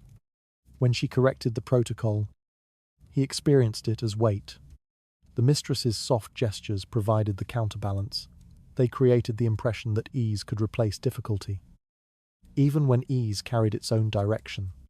Courtiers observed these patterns with growing awareness. They noticed how the king responded more favorably to those associated with the mistress's household. They saw how decisions shifted after evenings she spent by his side, even when she remained absent from public spaces. They understood that her influence reached them indirectly. The court began adjusting its rhythm to align with the atmosphere surrounding her. Because tenderness, when tied to the king's internal state, affected everyone who depended on royal approval. The queen felt the consequences most clearly. Her authority held ceremonial strength, but weakened in emotional relevance. She maintained her duties without deviation. Yet she sensed the king drifting into a space shaped by soft gestures she could not provide. Tenderness, when used as a tool, created an environment where her steadiness appeared distant. She endured this with composure, aware that expressing frustration would further diminish her position. Her silence became an act of survival rather than consent. Meanwhile, the mistress refined her approach with careful attention. She noted the moments when the king arrived with tension in his shoulders. She adjusted the room's silence to match his breathing. She arranged her presence so that he associated her with calm rather than demand. Each movement seemed spontaneous, yet each carried intention. Tenderness became her method of maintaining proximity to the king's thoughts. Closeness, shaped through gentleness, gave her the ability to influence not only his mood, but the choices that stemmed from it. This influence expanded quietly. A slight tilt of her head during a discussion about a noble family could cause the king to reconsider appointments. A soft hand placed lightly on his arm during the talk of trade could ease his resistance to negotiations. A single evening marked by quiet reassurance could shift his stance on matters that once seemed immovable.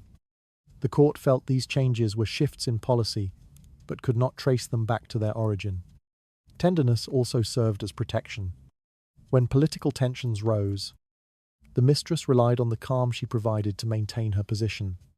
Conflict within the court seldom reached her directly because she appeared non-threatening.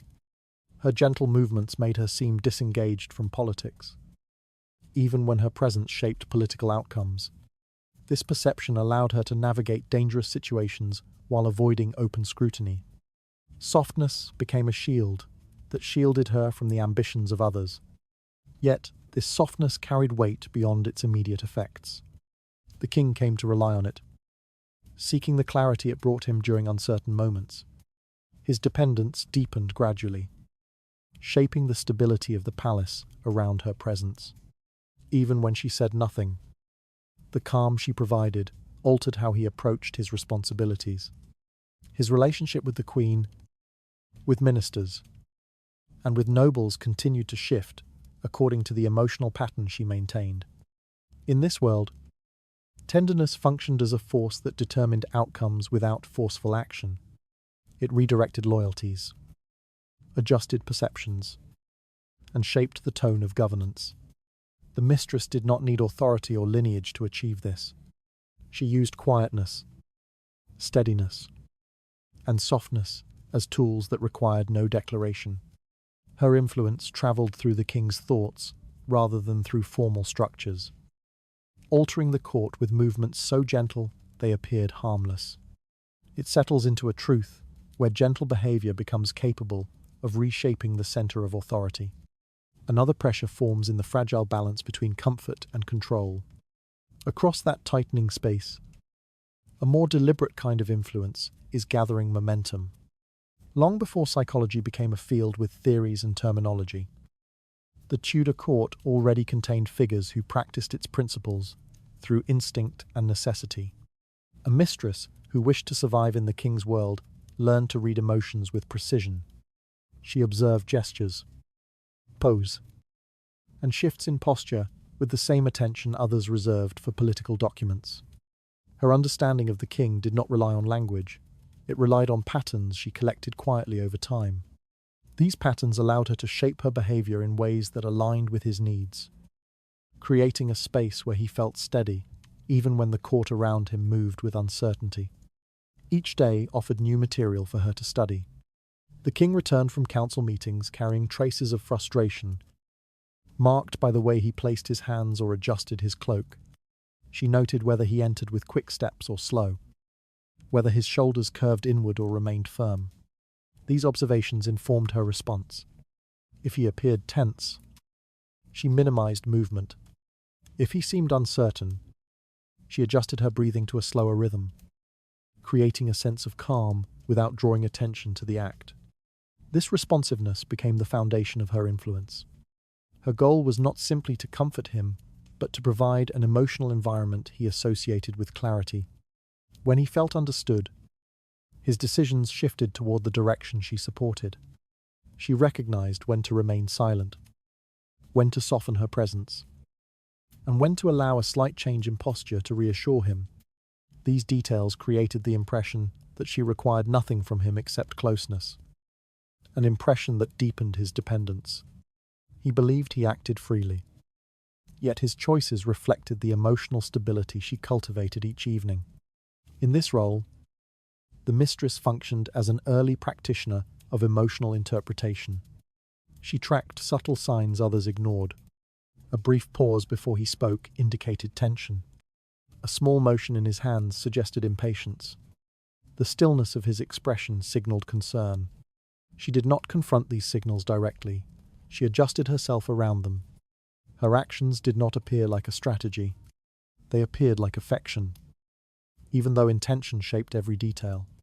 The queen also interpreted the king's emotions, but her responsibilities limited her capacity to respond in the same manner. Protocol required structure. Ceremony required precision.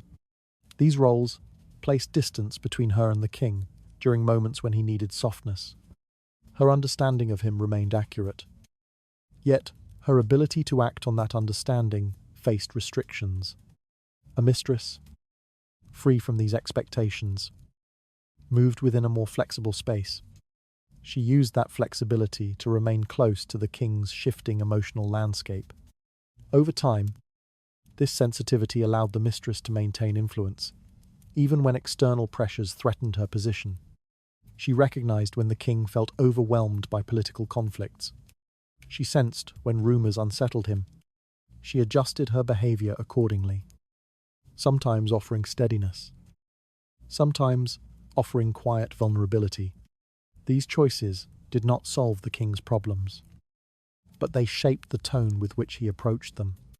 His decisions the next day often reflected the emotional state she created the night before. Courtiers perceived these shifts indirectly.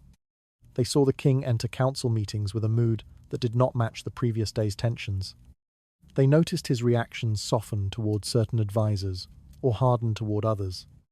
They understood that something in his private life shaped these changes, yet they lacked access to the details. The mistress's influence remained invisible, but its effects appeared consistently in the patterns of court life. As her skill refined, she learned how to keep the emotional fire alive, steady enough to maintain the king's interest, but controlled enough to avoid overwhelming him. She altered her expression subtly to reflect warmth without intensity. She maintained closeness without reducing the distance necessary to preserve desire. She balanced reassurance with fragility, adjusting the ratio according to the king's mood. This calibration resembled a craft practiced through repetition rather than instruction. The queen watched these developments with the restrained awareness her position demanded. She recognized the emotional shifts in the king, even when she did not witness their source. Her role required steadiness, yet she understood that steadiness could not compete with the mistress's flexibility. The palace expected her to embody dignity, not adaptability. She fulfilled that expectation while observing the growing influence that softness and emotional sensitivity created in private chambers. Within this environment, the mistress's ability to interpret the king's inner world became her core strength. She required no formal authority. Her influence emerged entirely from her capacity to align herself with the king's feelings. This alignment shaped decisions across the court. Appointments, punishments, negotiations, and alliances. Her emotional skill guided outcomes without appearing as an intervention. Her survival depended on maintaining this attentiveness. A single misreading of the king's mood could weaken her place. She therefore continued observing with care, adjusting herself with precision, and shaping the emotional terrain where her position remained protected. In the silence of the king's chamber, she practiced a form of psychological understanding centuries before such knowledge gained formal recognition. It settles into a truth where emotional reading becomes the quiet engine of influence. Another shift grows in the space where understanding begins to replace authority. Across that deepening current, a more complex struggle for control is preparing to form. The Tudor court existed within a structure built on law, ceremony, and lineage. These elements defined who held authority, who carried duty, and who represented the monarchy. Yet beneath this structure lived a different system, one shaped not by legal boundaries, but by the king's shifting desires. A mistress who understood the gap between these two systems learned to move through it with quiet accuracy. The law protected the queen, but the king's heart shaped the decisions that governed daily life. This contrast created a divided world where formal authority and emotional influence existed side by side, often in conflict. Each day demonstrated the separation. The queen attended ceremonies with the dignity expected of her role. She received foreign envoys, supervised her household, and upheld traditions that gave the monarchy its public stability. Every gesture confirmed her lawful position. Yet the king's private hours told a different story. His thoughts drifted toward the mistress, and those thoughts shaped the tone of his judgments long before they reached the council table. The palace recognized this shift even when no one spoke of it. Law held structure, emotion held movement. A mistress used this space between public obligation and private preference as her environment of influence. She understood that the king valued the consistency of his queen, yet desired the softness she provided. This desire allowed her to shape his reactions in ways the ceremony could not. When he expressed frustration with political matters, she offered calm. When he struggled with obligations, she adjusted her posture to reflect understanding. These actions affected his emotions more deeply than any legal expectation could. Over time, the king began to associate clarity with her presence, rather than with the queen's authority. From this association emerged a subtle form of power. The mistress did not challenge the law directly. She simply redirected the king's feelings until his emotional allegiance shifted. Decisions meant to support the queen's household softened. Requests from her attendants faced delays. Appointments linked to her allies lost priority.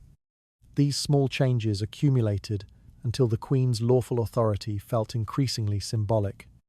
The palace responded to the king's emotional movement more quickly than to the structure that surrounded her. Courtiers sensed these patterns with caution.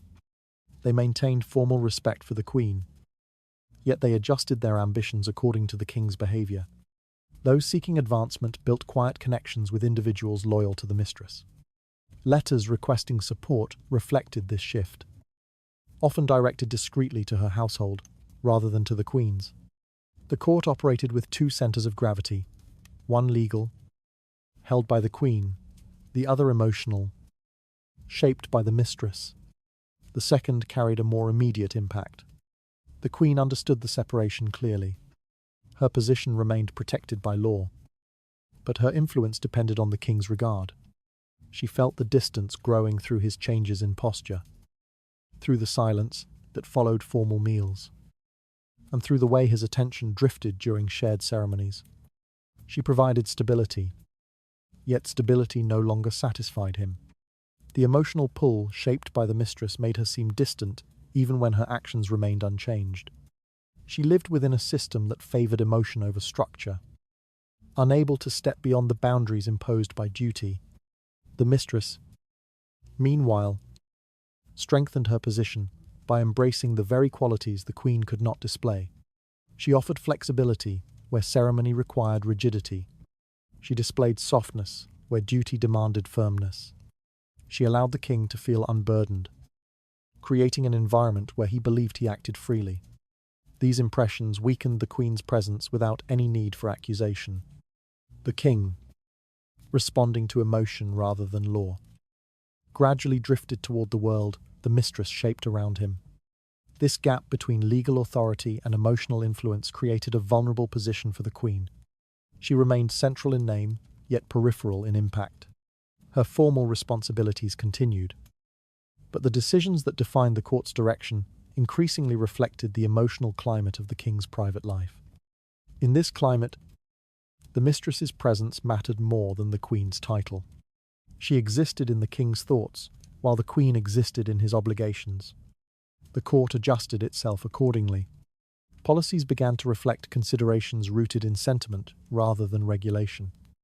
Those aligned with the queen found themselves navigating subtle resistance. Those aligned with the mistress found opportunities expanding quietly. The separation between what the law defined and what the king felt continued widening, reshaping the palace without any open declaration. In this divided landscape, the mistress held a form of influence that depended entirely on maintaining the king's feelings. She understood this and moved carefully, aware that the same emotional pull that elevated her could shift without warning. She relied on calmness, gentleness, and attentiveness to preserve her place. As long as the king's heart leaned toward her, the gap between law and desire remained her territory, an unregulated space where she could direct outcomes unseen. The queen, confined by ceremony, witnessed this transformation with steady restraint. She represented the monarchy in every public moment. Yet she watched her influence narrow as emotional preference overshadowed legal structure. The gap between law and heart widened further each day, not through conflict, but through quiet adjustments that accumulated over time. It settles into a truth where legality holds form, but emotion directs movement. Another tension develops in the widening space where duty loses ground to preference. Along that unstable divide, a more severe consequence is beginning to rise. The Tudor court moved according to schedules shaped by protocol, seasons, and the demands of governance. Councils assembled at fixed hours, reports waited for signature, envoys arrived, expecting decisions that shaped alliances. Yet all of this structure weakened whenever the king allowed personal desire to override responsibility. The presence of a mistress altered the rhythm of rule, shifting attention from state affairs to private indulgence. The court recognized these changes even before they reached public notice, reading them in delayed meetings and absent judgments. Each morning revealed traces of the king's choices from the night before. When he remained away from council chambers, ministers stood in uneasy silence, waiting for a signal that decisions would resume. Papers lay untouched on tables, ink beginning to fade on drafts prepared for approval. Matters requiring immediate action grew stagnant. Officials attempting to initiate discussions found themselves halted by the absence of the king's direction. The pattern repeated itself each time he chose intimacy instead of governance, leaving the machinery of the monarchy idling. Courtiers adapted their expectations accordingly. Those seeking advancement sensed that timing no longer followed governmental logic. Instead, outcomes aligned with the king's personal cycles of attention. A minister, hoping for the confirmation of a policy, might wait entire days while the king remained secluded. Another, aware of the king's emotional fluctuations, submitted requests only after periods of calm. These shifts demonstrated a court gradually bending toward the private patterns of one individual, rather than the structured needs of the kingdom. The queen, whose duties included maintaining stability, sensed the imbalance clearly. She attended ceremonies on schedule, upheld public order, and preserved the dignity of her role. Yet she functioned within a system that no longer aligned with her presence. Her husband's priorities shaped the political movement more strongly than any formal agenda. Each absence created a visible change in the tone of the palace. Fewer decisions, slower responses, and increased uncertainty among those responsible for state affairs. The Queen upheld structure, but structure held less weight than desire. The mistress, meanwhile, became the unintentional centre of political delay.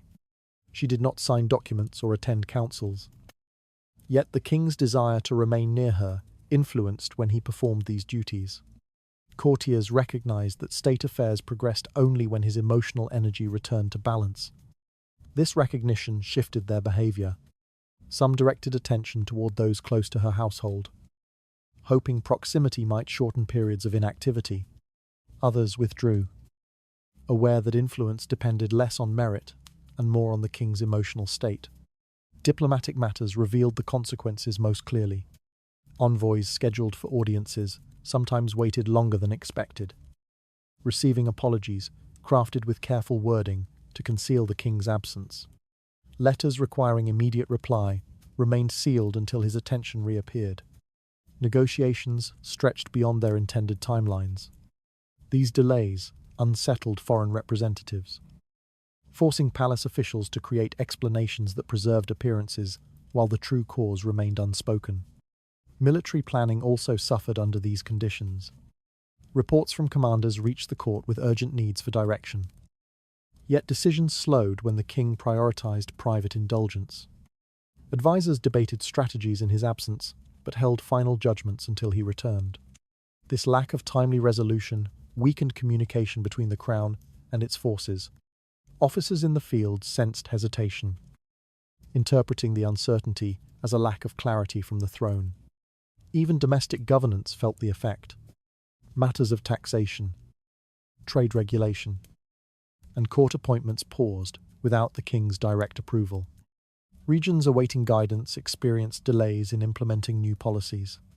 Local officials sent repeated requests for clarification, only to receive responses after prolonged intervals. The administrative structure strained under the weight of inconsistency.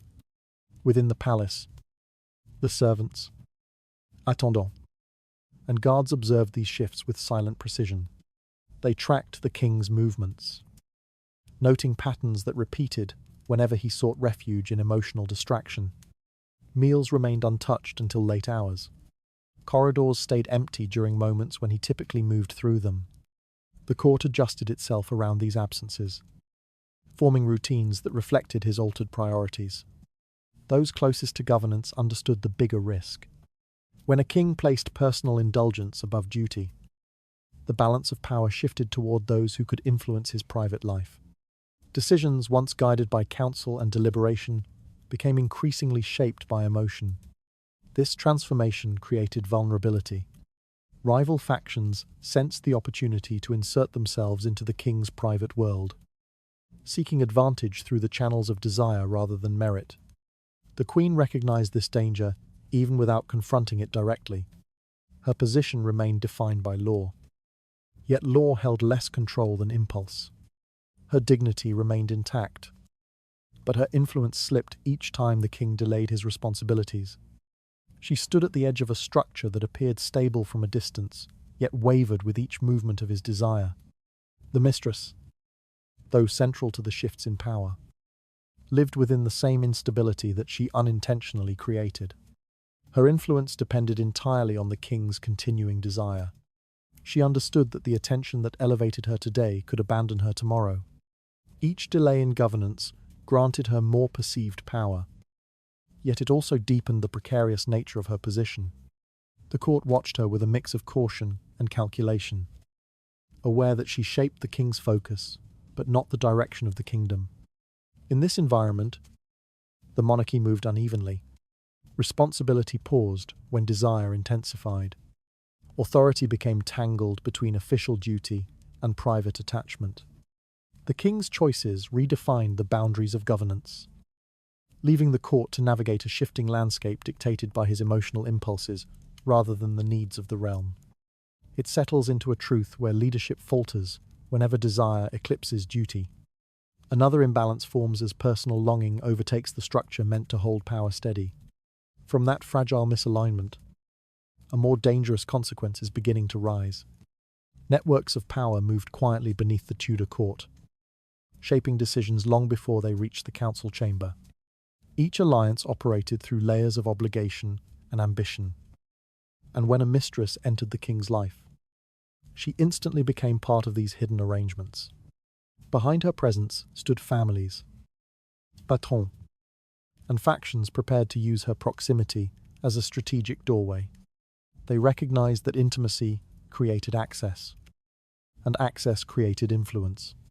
To them, she was not merely a companion, she was an opening. Support for a rising mistress often began before the king noticed her. Families with political ambitions observed her potential carefully. They measured her temperament, her appearance, and her likelihood of maintaining the king's attention. Once they committed resources, their involvement became methodical. Clothing, attendance, and private accommodations were provided to strengthen her image. Nothing was extravagant, everything was calculated. Each gesture reinforced her place as a woman who belonged near the king, building a foundation for political advantage. Inside the palace, these alliances revealed themselves through steady, almost invisible adjustments. Servants carried messages linked to noble households rather than her own origins. Guards saw unfamiliar faces entering her rooms with the subtle authority of loyal agents. Courtiers recognized the shifting movement of certain families as they appeared more frequently at official gatherings. Every sign pointed to a growing structure of support arranged quietly behind her. Even without words, the court understood she had become the center of an organized effort. Her behavior reflected the weight of these expectations. She moved with restraint, aware that her value extended far beyond personal affection. Her allies required precision from her. She adapted her posture, her expressions, and her presence according to their aims. When the king grew restless, she offered calm. When he expressed frustration with political matters, she mirrored understanding. These actions shaped his reactions without appearing forceful. Through her, the intentions of others reached him with ease. Influence grew through repetition. A small suggestion positioned at the right moment could shift the tone of a discussion the king later held with his counselors. A note of sympathy could soften his stance on a dispute. A moment of quiet reassurance could push him toward a particular decision. These outcomes mattered greatly to the families behind her. They gained access not by formal petitions, but by shaping the king's emotional environment. Over time, their reach extended further than the queen's legal authority. The queen felt these movements with muted awareness. Her role kept her at the center of the ceremony. But the ceremony no longer defined the king's allegiances. She noticed changes in his attentiveness, the uneven tone of his responses, and the subtle withdrawal seen in shared rituals. She fulfilled her duties with precision. Yet each day she sensed her influence narrowing. She understood that she faced something she could not confront directly, a political force that disguised itself as intimacy. Within the council, the shift became increasingly noticeable. Ministers who once relied on established patterns of negotiation encountered unexpected outcomes. Petitions supporting certain families advanced with unusual speed. Rival proposals stalled without explanation.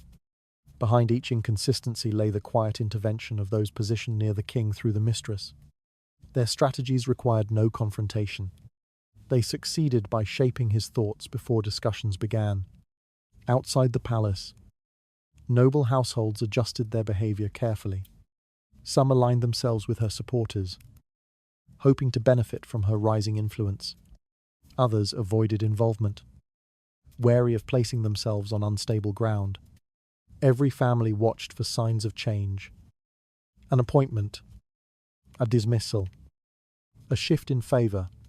Court politics became a field of observation where silence often revealed more than speech. The mistress lived within a narrow band of control. Her power rested entirely on the king's continued interest and the stability of her supporting alliances. She understood the stakes. Every day demanded precision. A poorly timed gesture, to an inattentive moment, or a misreading of the king's mood could weaken her position.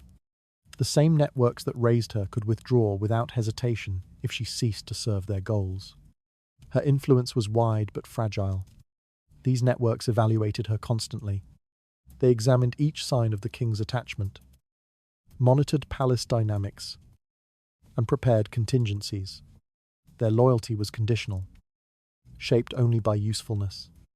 If her presence no longer served their interests, they redirected efforts immediately. Their commitment belonged not to her, but to the outcomes she could deliver. Within this system, decision-making shifted steadily toward private alliances rather than public authority. The Queen represented stability, the Council represented governance, but the mistress represented access. Access determined the true direction of influence. Her supporters shaped the king's environment, guiding his choices long before official documents were drafted. Their power rested on consistency rather than confrontation, creating a political climate defined by quiet coordination. As this climate deepened, the king's perception of independence slowly blurred. He believed his decisions reflected personal conviction, yet those convictions had already been shaped by the forces surrounding him. The alliances behind the mistress worked with steady patience, ensuring that he felt connected to her, understood by her, and comforted by her presence. These emotions shaped his decisions more effectively than any open appeal from the council.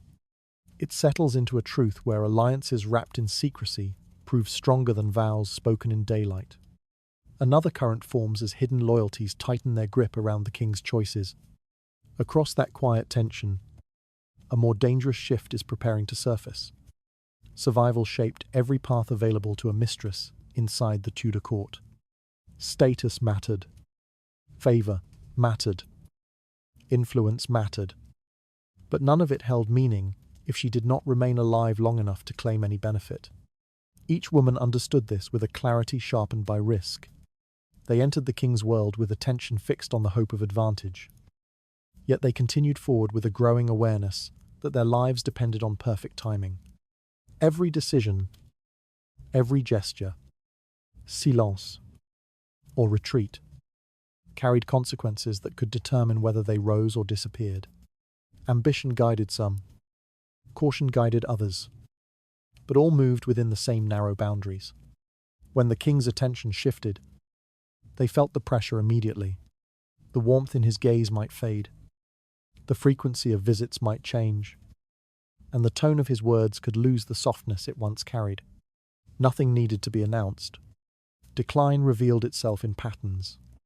The court observed.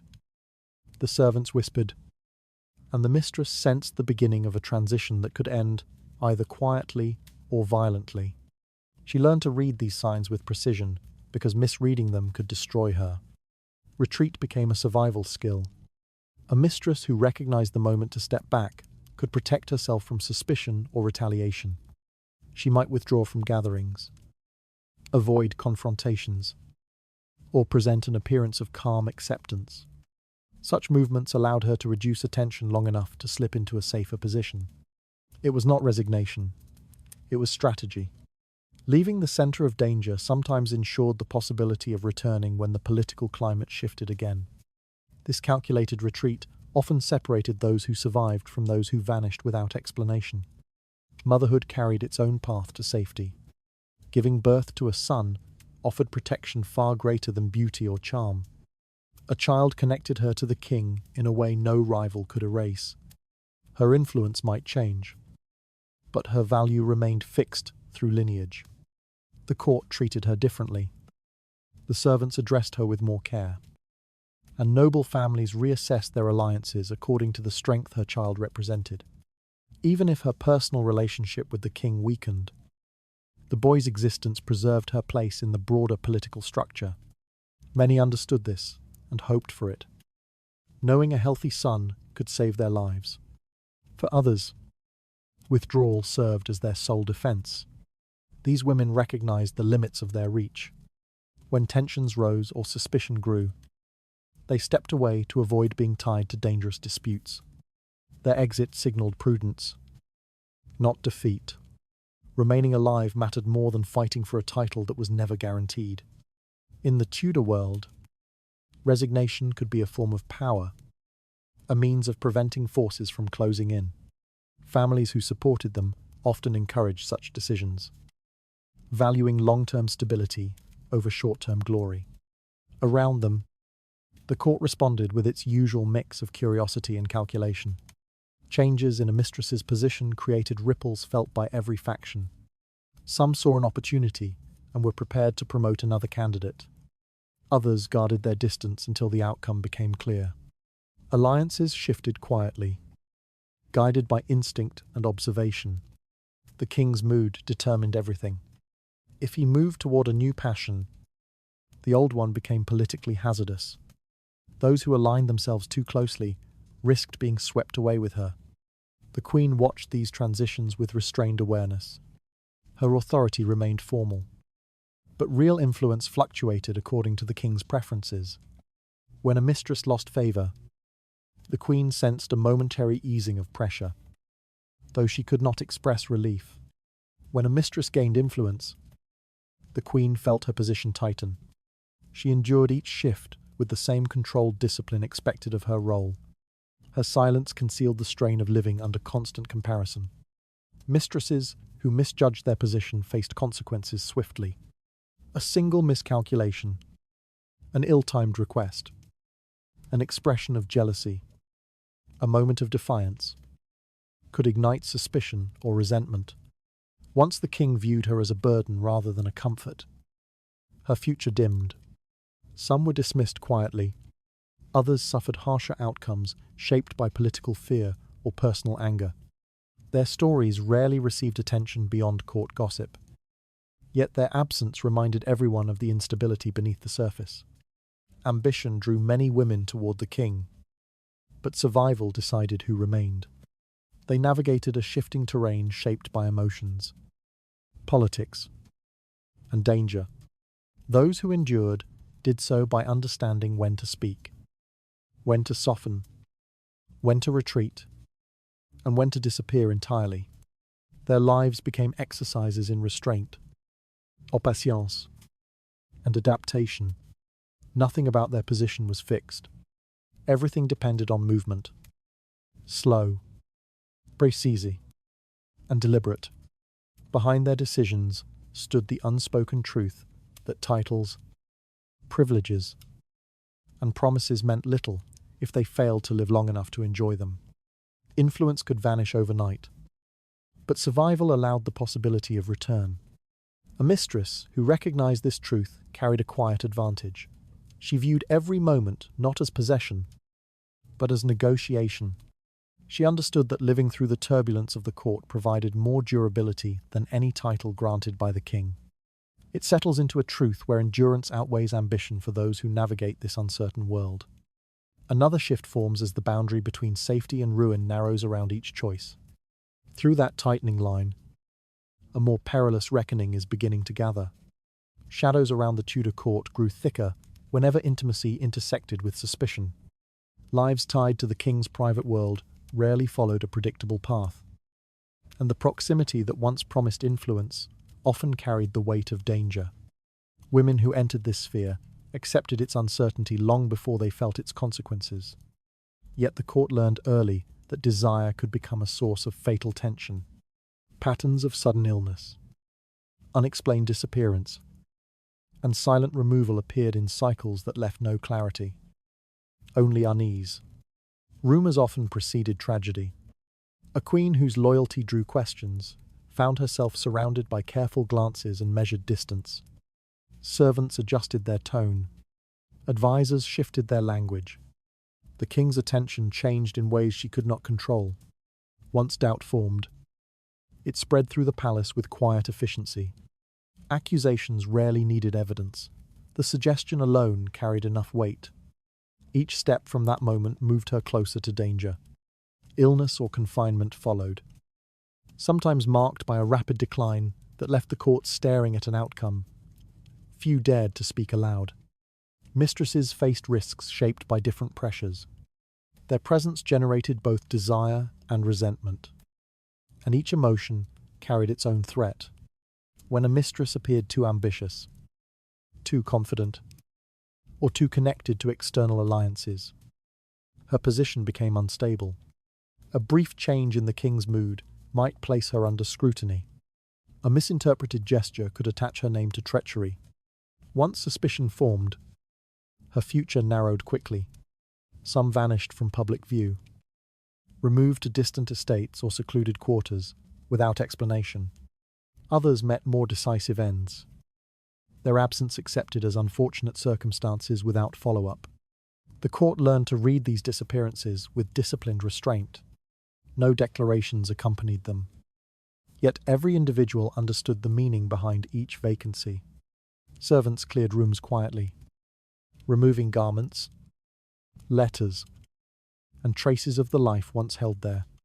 Courtiers adjusted their alliances without acknowledgement.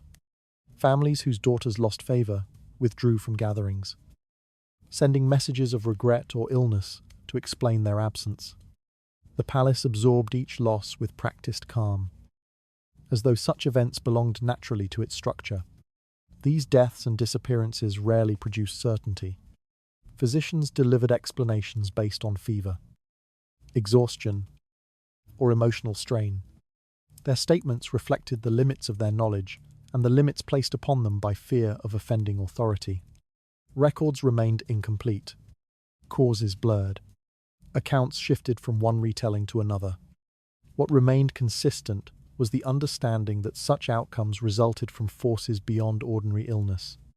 Intimacy with the king placed women within a volatile space where devotion, jealousy, ambition, and suspicion collided. The queen occupied a unique position within this pattern. Her authority appeared secure, yet her safety depended entirely on how the king interpreted her behavior. When suspicion touched her, the consequences felt heavier. A queen under accusation threatened dynastic stability. The court responded with heightened vigilance, treating her every movement as evidence for or against her. She lived under a level of scrutiny no mistress could endure. If decline came, it arrived through official channels: confinement, interrogation, and a slow erosion of dignity. Her end, when it arrived, carried the weight of ceremony rather than secrecy. Mistresses experienced danger in a more immediate form. They lacked titles and formal protections. Their removal required no ritual, no announcement, no legal process. A single order from the king or his council could remove them entirely. Their families received a limited explanation. Their belongings disappeared with them. Their lives became cautionary references whispered by others who still sought favor. Ambition remained possible, but each woman understood that ambition carried the risk of destruction. The court accepted these events as part of its rhythm. Individuals learned not to question outcomes too closely. Death and disappearance blended with the machinery of governance, each serving the interests of those who survived. Advisors focused on maintaining stability. Families redirected their alliances. Servants adapted to new routines. The palace continued its ceremonies with no outward sign of disruption. Only those who lived closest to the king felt the deeper weight of each loss. Despite the silence surrounding these events, their impact shaped behavior across the court. Women who sought influence learned to measure their proximity carefully, aware that a single misstep could shift affection into danger. Men who served the king observed the fragility of those who occupied his attention, understanding that emotional connection carried hidden consequences. The king himself moved through these shifts with uneven clarity, sometimes unaware of the forces surrounding him, sometimes choosing not to acknowledge them. Through these patterns, the court revealed a simple reality: intimacy granted opportunity, but it also exposed individuals to the deepest vulnerabilities of power. Every act of closeness carried risk. Every moment of favor carried potential for downfall. No one who entered that world did so without stepping into uncertainty that could end quietly or dramatically. Without warning, it settles into a truth where desire becomes a silent threshold between survival and disappearance.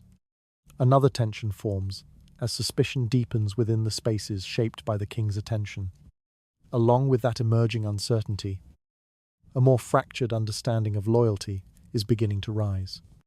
Love inside the Tudor court carried a meaning shaped less by emotion and more by survival. Women who reached the king's private world learned early that affection alone could not protect them. Yet some of them felt genuine attachment. A quiet connection formed through long hours spent near a man whose attention determined their future. This affection existed beside calculation, neither replacing nor erasing it. Their lives required both. They moved through the court with the awareness that sincerity and strategy could not be separated. Their emotions developed in fragments. A gesture of kindness from the king, a brief conversation marked by rare openness, or a moment of shared stillness might stir something real within them. These moments remained private, unnoticed by the court, but they shaped the way the mistress carried herself. She responded to the king with a mixture of authenticity and restraint, knowing that warmth could steady her position, but vulnerability could endanger it. Her feelings had to bend to the demands of survival. The court observed the effects without knowing their origins. Advisors sensed shifts in the king's decisions. Servants noticed patterns in his visits. The palace adjusted to a subtle change in atmosphere whenever feelings deepened. Yet no outward sign confirmed it. The mistress herself concealed the complexity within her. Genuine affection softened her presence, but strategy guided her actions. She balanced both with slow, deliberate care. These women faced a unique challenge. Love required honesty, while survival demanded control. They learned to carry both without allowing either to overpower their judgment. Their attachment could not interfere with their ability to manage the king's moods or anticipate political shifts. They lived within a space where emotion served a function. Even genuine feelings became tools when danger approached.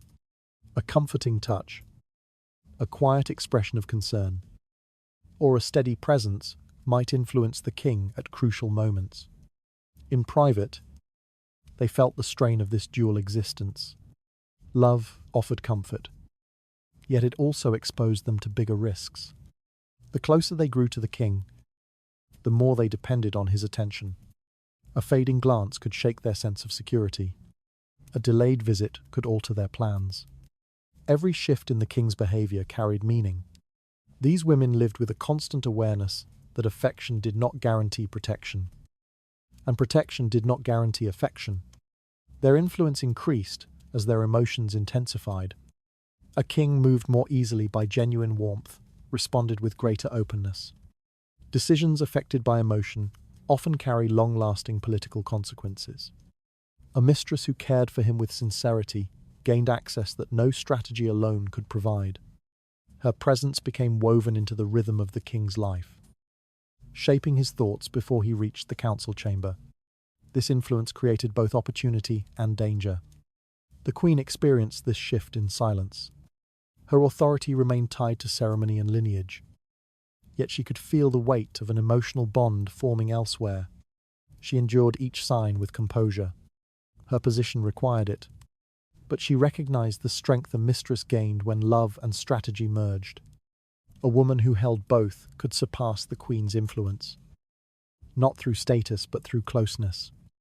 Mistresses who embraced this dual role often became the most formidable figures in the private world of the court.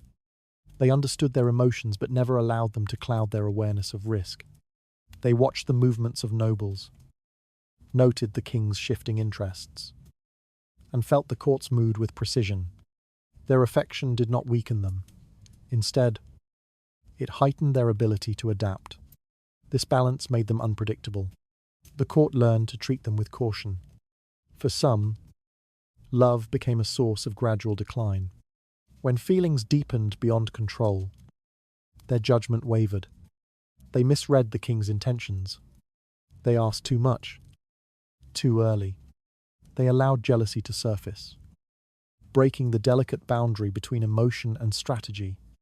The court noticed these mistakes instantly. Rivals are prepared to advance. Families withdrew support. A mistress who lost control of her feelings risked losing everything. For others, love strengthened their position. They used it carefully, aligning sincerity with careful restraint. Their presence steadied the king. Their attentiveness shaped his confidence. Through emotional consistency, they gained a quiet authority, unspoken yet unmistakable. The court recognized this firmness, even if no one acknowledged it openly. Their influence became durable, woven into the king's private world with subtle force. Love inside the Tudor court existed not as a refuge, but as a layered reality shaped by power, uncertainty, and ambition. Women who held genuine affection learned to align their emotions with the demands of survival. They operated within a complex framework where sincerity became both a risk and an advantage. Their ability to manage this balance determined whether they endured or vanished. It settles into a truth where emotion, once divided from strategy, becomes a force that reshapes the king's private world. Another tension takes form as sincerity and danger presses against each other within these fragile connections. Beyond that rising strain, a final reckoning waits to define whose influence will remain. Power inside the Tudor court did not move through documents, ceremonies, or councils alone. It moved through bodies, carried quietly in the presence of women who held no title, no formal authority, and no guarantee of safety. Their existence shaped decisions long before they reached parchment. Their influence pressed into the king's private world, creating shifts that echoed through alliances, wars, marriages, and successions. History recorded the acts of monarchs, yet the path toward those acts often formed in rooms where no chronicler stood. The lives of these women created an unwritten layer of political force. Their participation was not voluntary in its origins. Circumstances, family pressure, or the pursuit of advantage brought them near the king. Once inside this world, they understood its demands with clarity, sharpened by vulnerability. Each gesture held meaning. Each moment of silence shaped perception. Their bodies became instruments of influence not by choice but by necessity. To survive, they adapted to the king's expectations while navigating the threats of jealousy, rivalry, and suspicion. The court reacted to them with fascination and quiet fear, recognizing their power yet denying them legitimacy. Within these boundaries, they learned to direct the king's attention with controlled precision. Their presence created stability or disruption, depending on the tone of their movements. A moment of calm softened political tension. A moment of uncertainty unsettled the council. Their influence rarely appeared in records, yet it guided outcomes felt by the entire kingdom. This quiet shaping of decisions became part of the political structure itself, even if no one acknowledged it openly. The queen, bound by ceremony, inhabited a different form of power. Her legitimacy could not be challenged by a mistress, yet her authority could be weakened. She represented continuity, lineage, and duty. The mistress represented desire, intimacy, and instability. Both roles influenced the king, but the court learned that emotional proximity often outweighed ceremonial weight. When the king relied on a mistress for comfort, guidance, or reassurance, her impact extended beyond the private chamber. Advisors felt it. Nobles responded to it. Foreign envoys interpreted it. The court adjusted its posture accordingly. These women shaped the direction of power through the rhythms of daily life. Their influence did not appear in proclamations, yet determined how easily those proclamations took form. Some used this influence carefully, understanding the fragility of their position. Others pressed further, aligning themselves with families or factions that recognized their potential. Such alliances carried risk. A mistress who became too closely tied to political ambitions risked provoking resistance. The court's patience for such involvement varied, and the king's tolerance shifted according to mood, pressure, or exhaustion. Their bodies became the boundary between stability and upheaval. Pregnancy created abrupt changes in political expectations. A son from a mistress altered the calculations of nobles and rivals. A daughter brought a different tension. A miscarriage invited suspicion or worry. Every stage carried implications felt far beyond the private space where it occurred. The king's reaction shaped the reaction of the realm. A single event in a quiet chamber could change diplomatic relationships, succession debates, or internal alliances within days. Despite the uncertainty, these women remained central to the political atmosphere. They affected morale, suspicion, loyalty, and conflict. Their presence influenced how the king interpreted advice, how he viewed threats, and how he responded to pressure. They shaped the emotional ground on which he built decisions. This ground shifted constantly, making the political climate unstable and responsive to personal dynamics beyond the reach of policy or law. For many of these women, survival required discipline equal to that of any statesman. They observed the court with care. They recognized dangers long before others noticed them. They anticipated shifts in favor, adapting themselves to avoid confrontation. They understood that a single misjudgment could end their influence or their lives. Their resilience shaped the court more deeply than any title could. Their bodies carried the impact of expectation, fear, and pressure. Yet they continued to navigate a world designed to use them while denying them acknowledgement. History later simplified their stories. Chronicles noted their names as footnotes or scandals. Their complexity became reduced to fragments. Yet the true shape of Tudor politics depended on their presence in ways those records could never fully capture.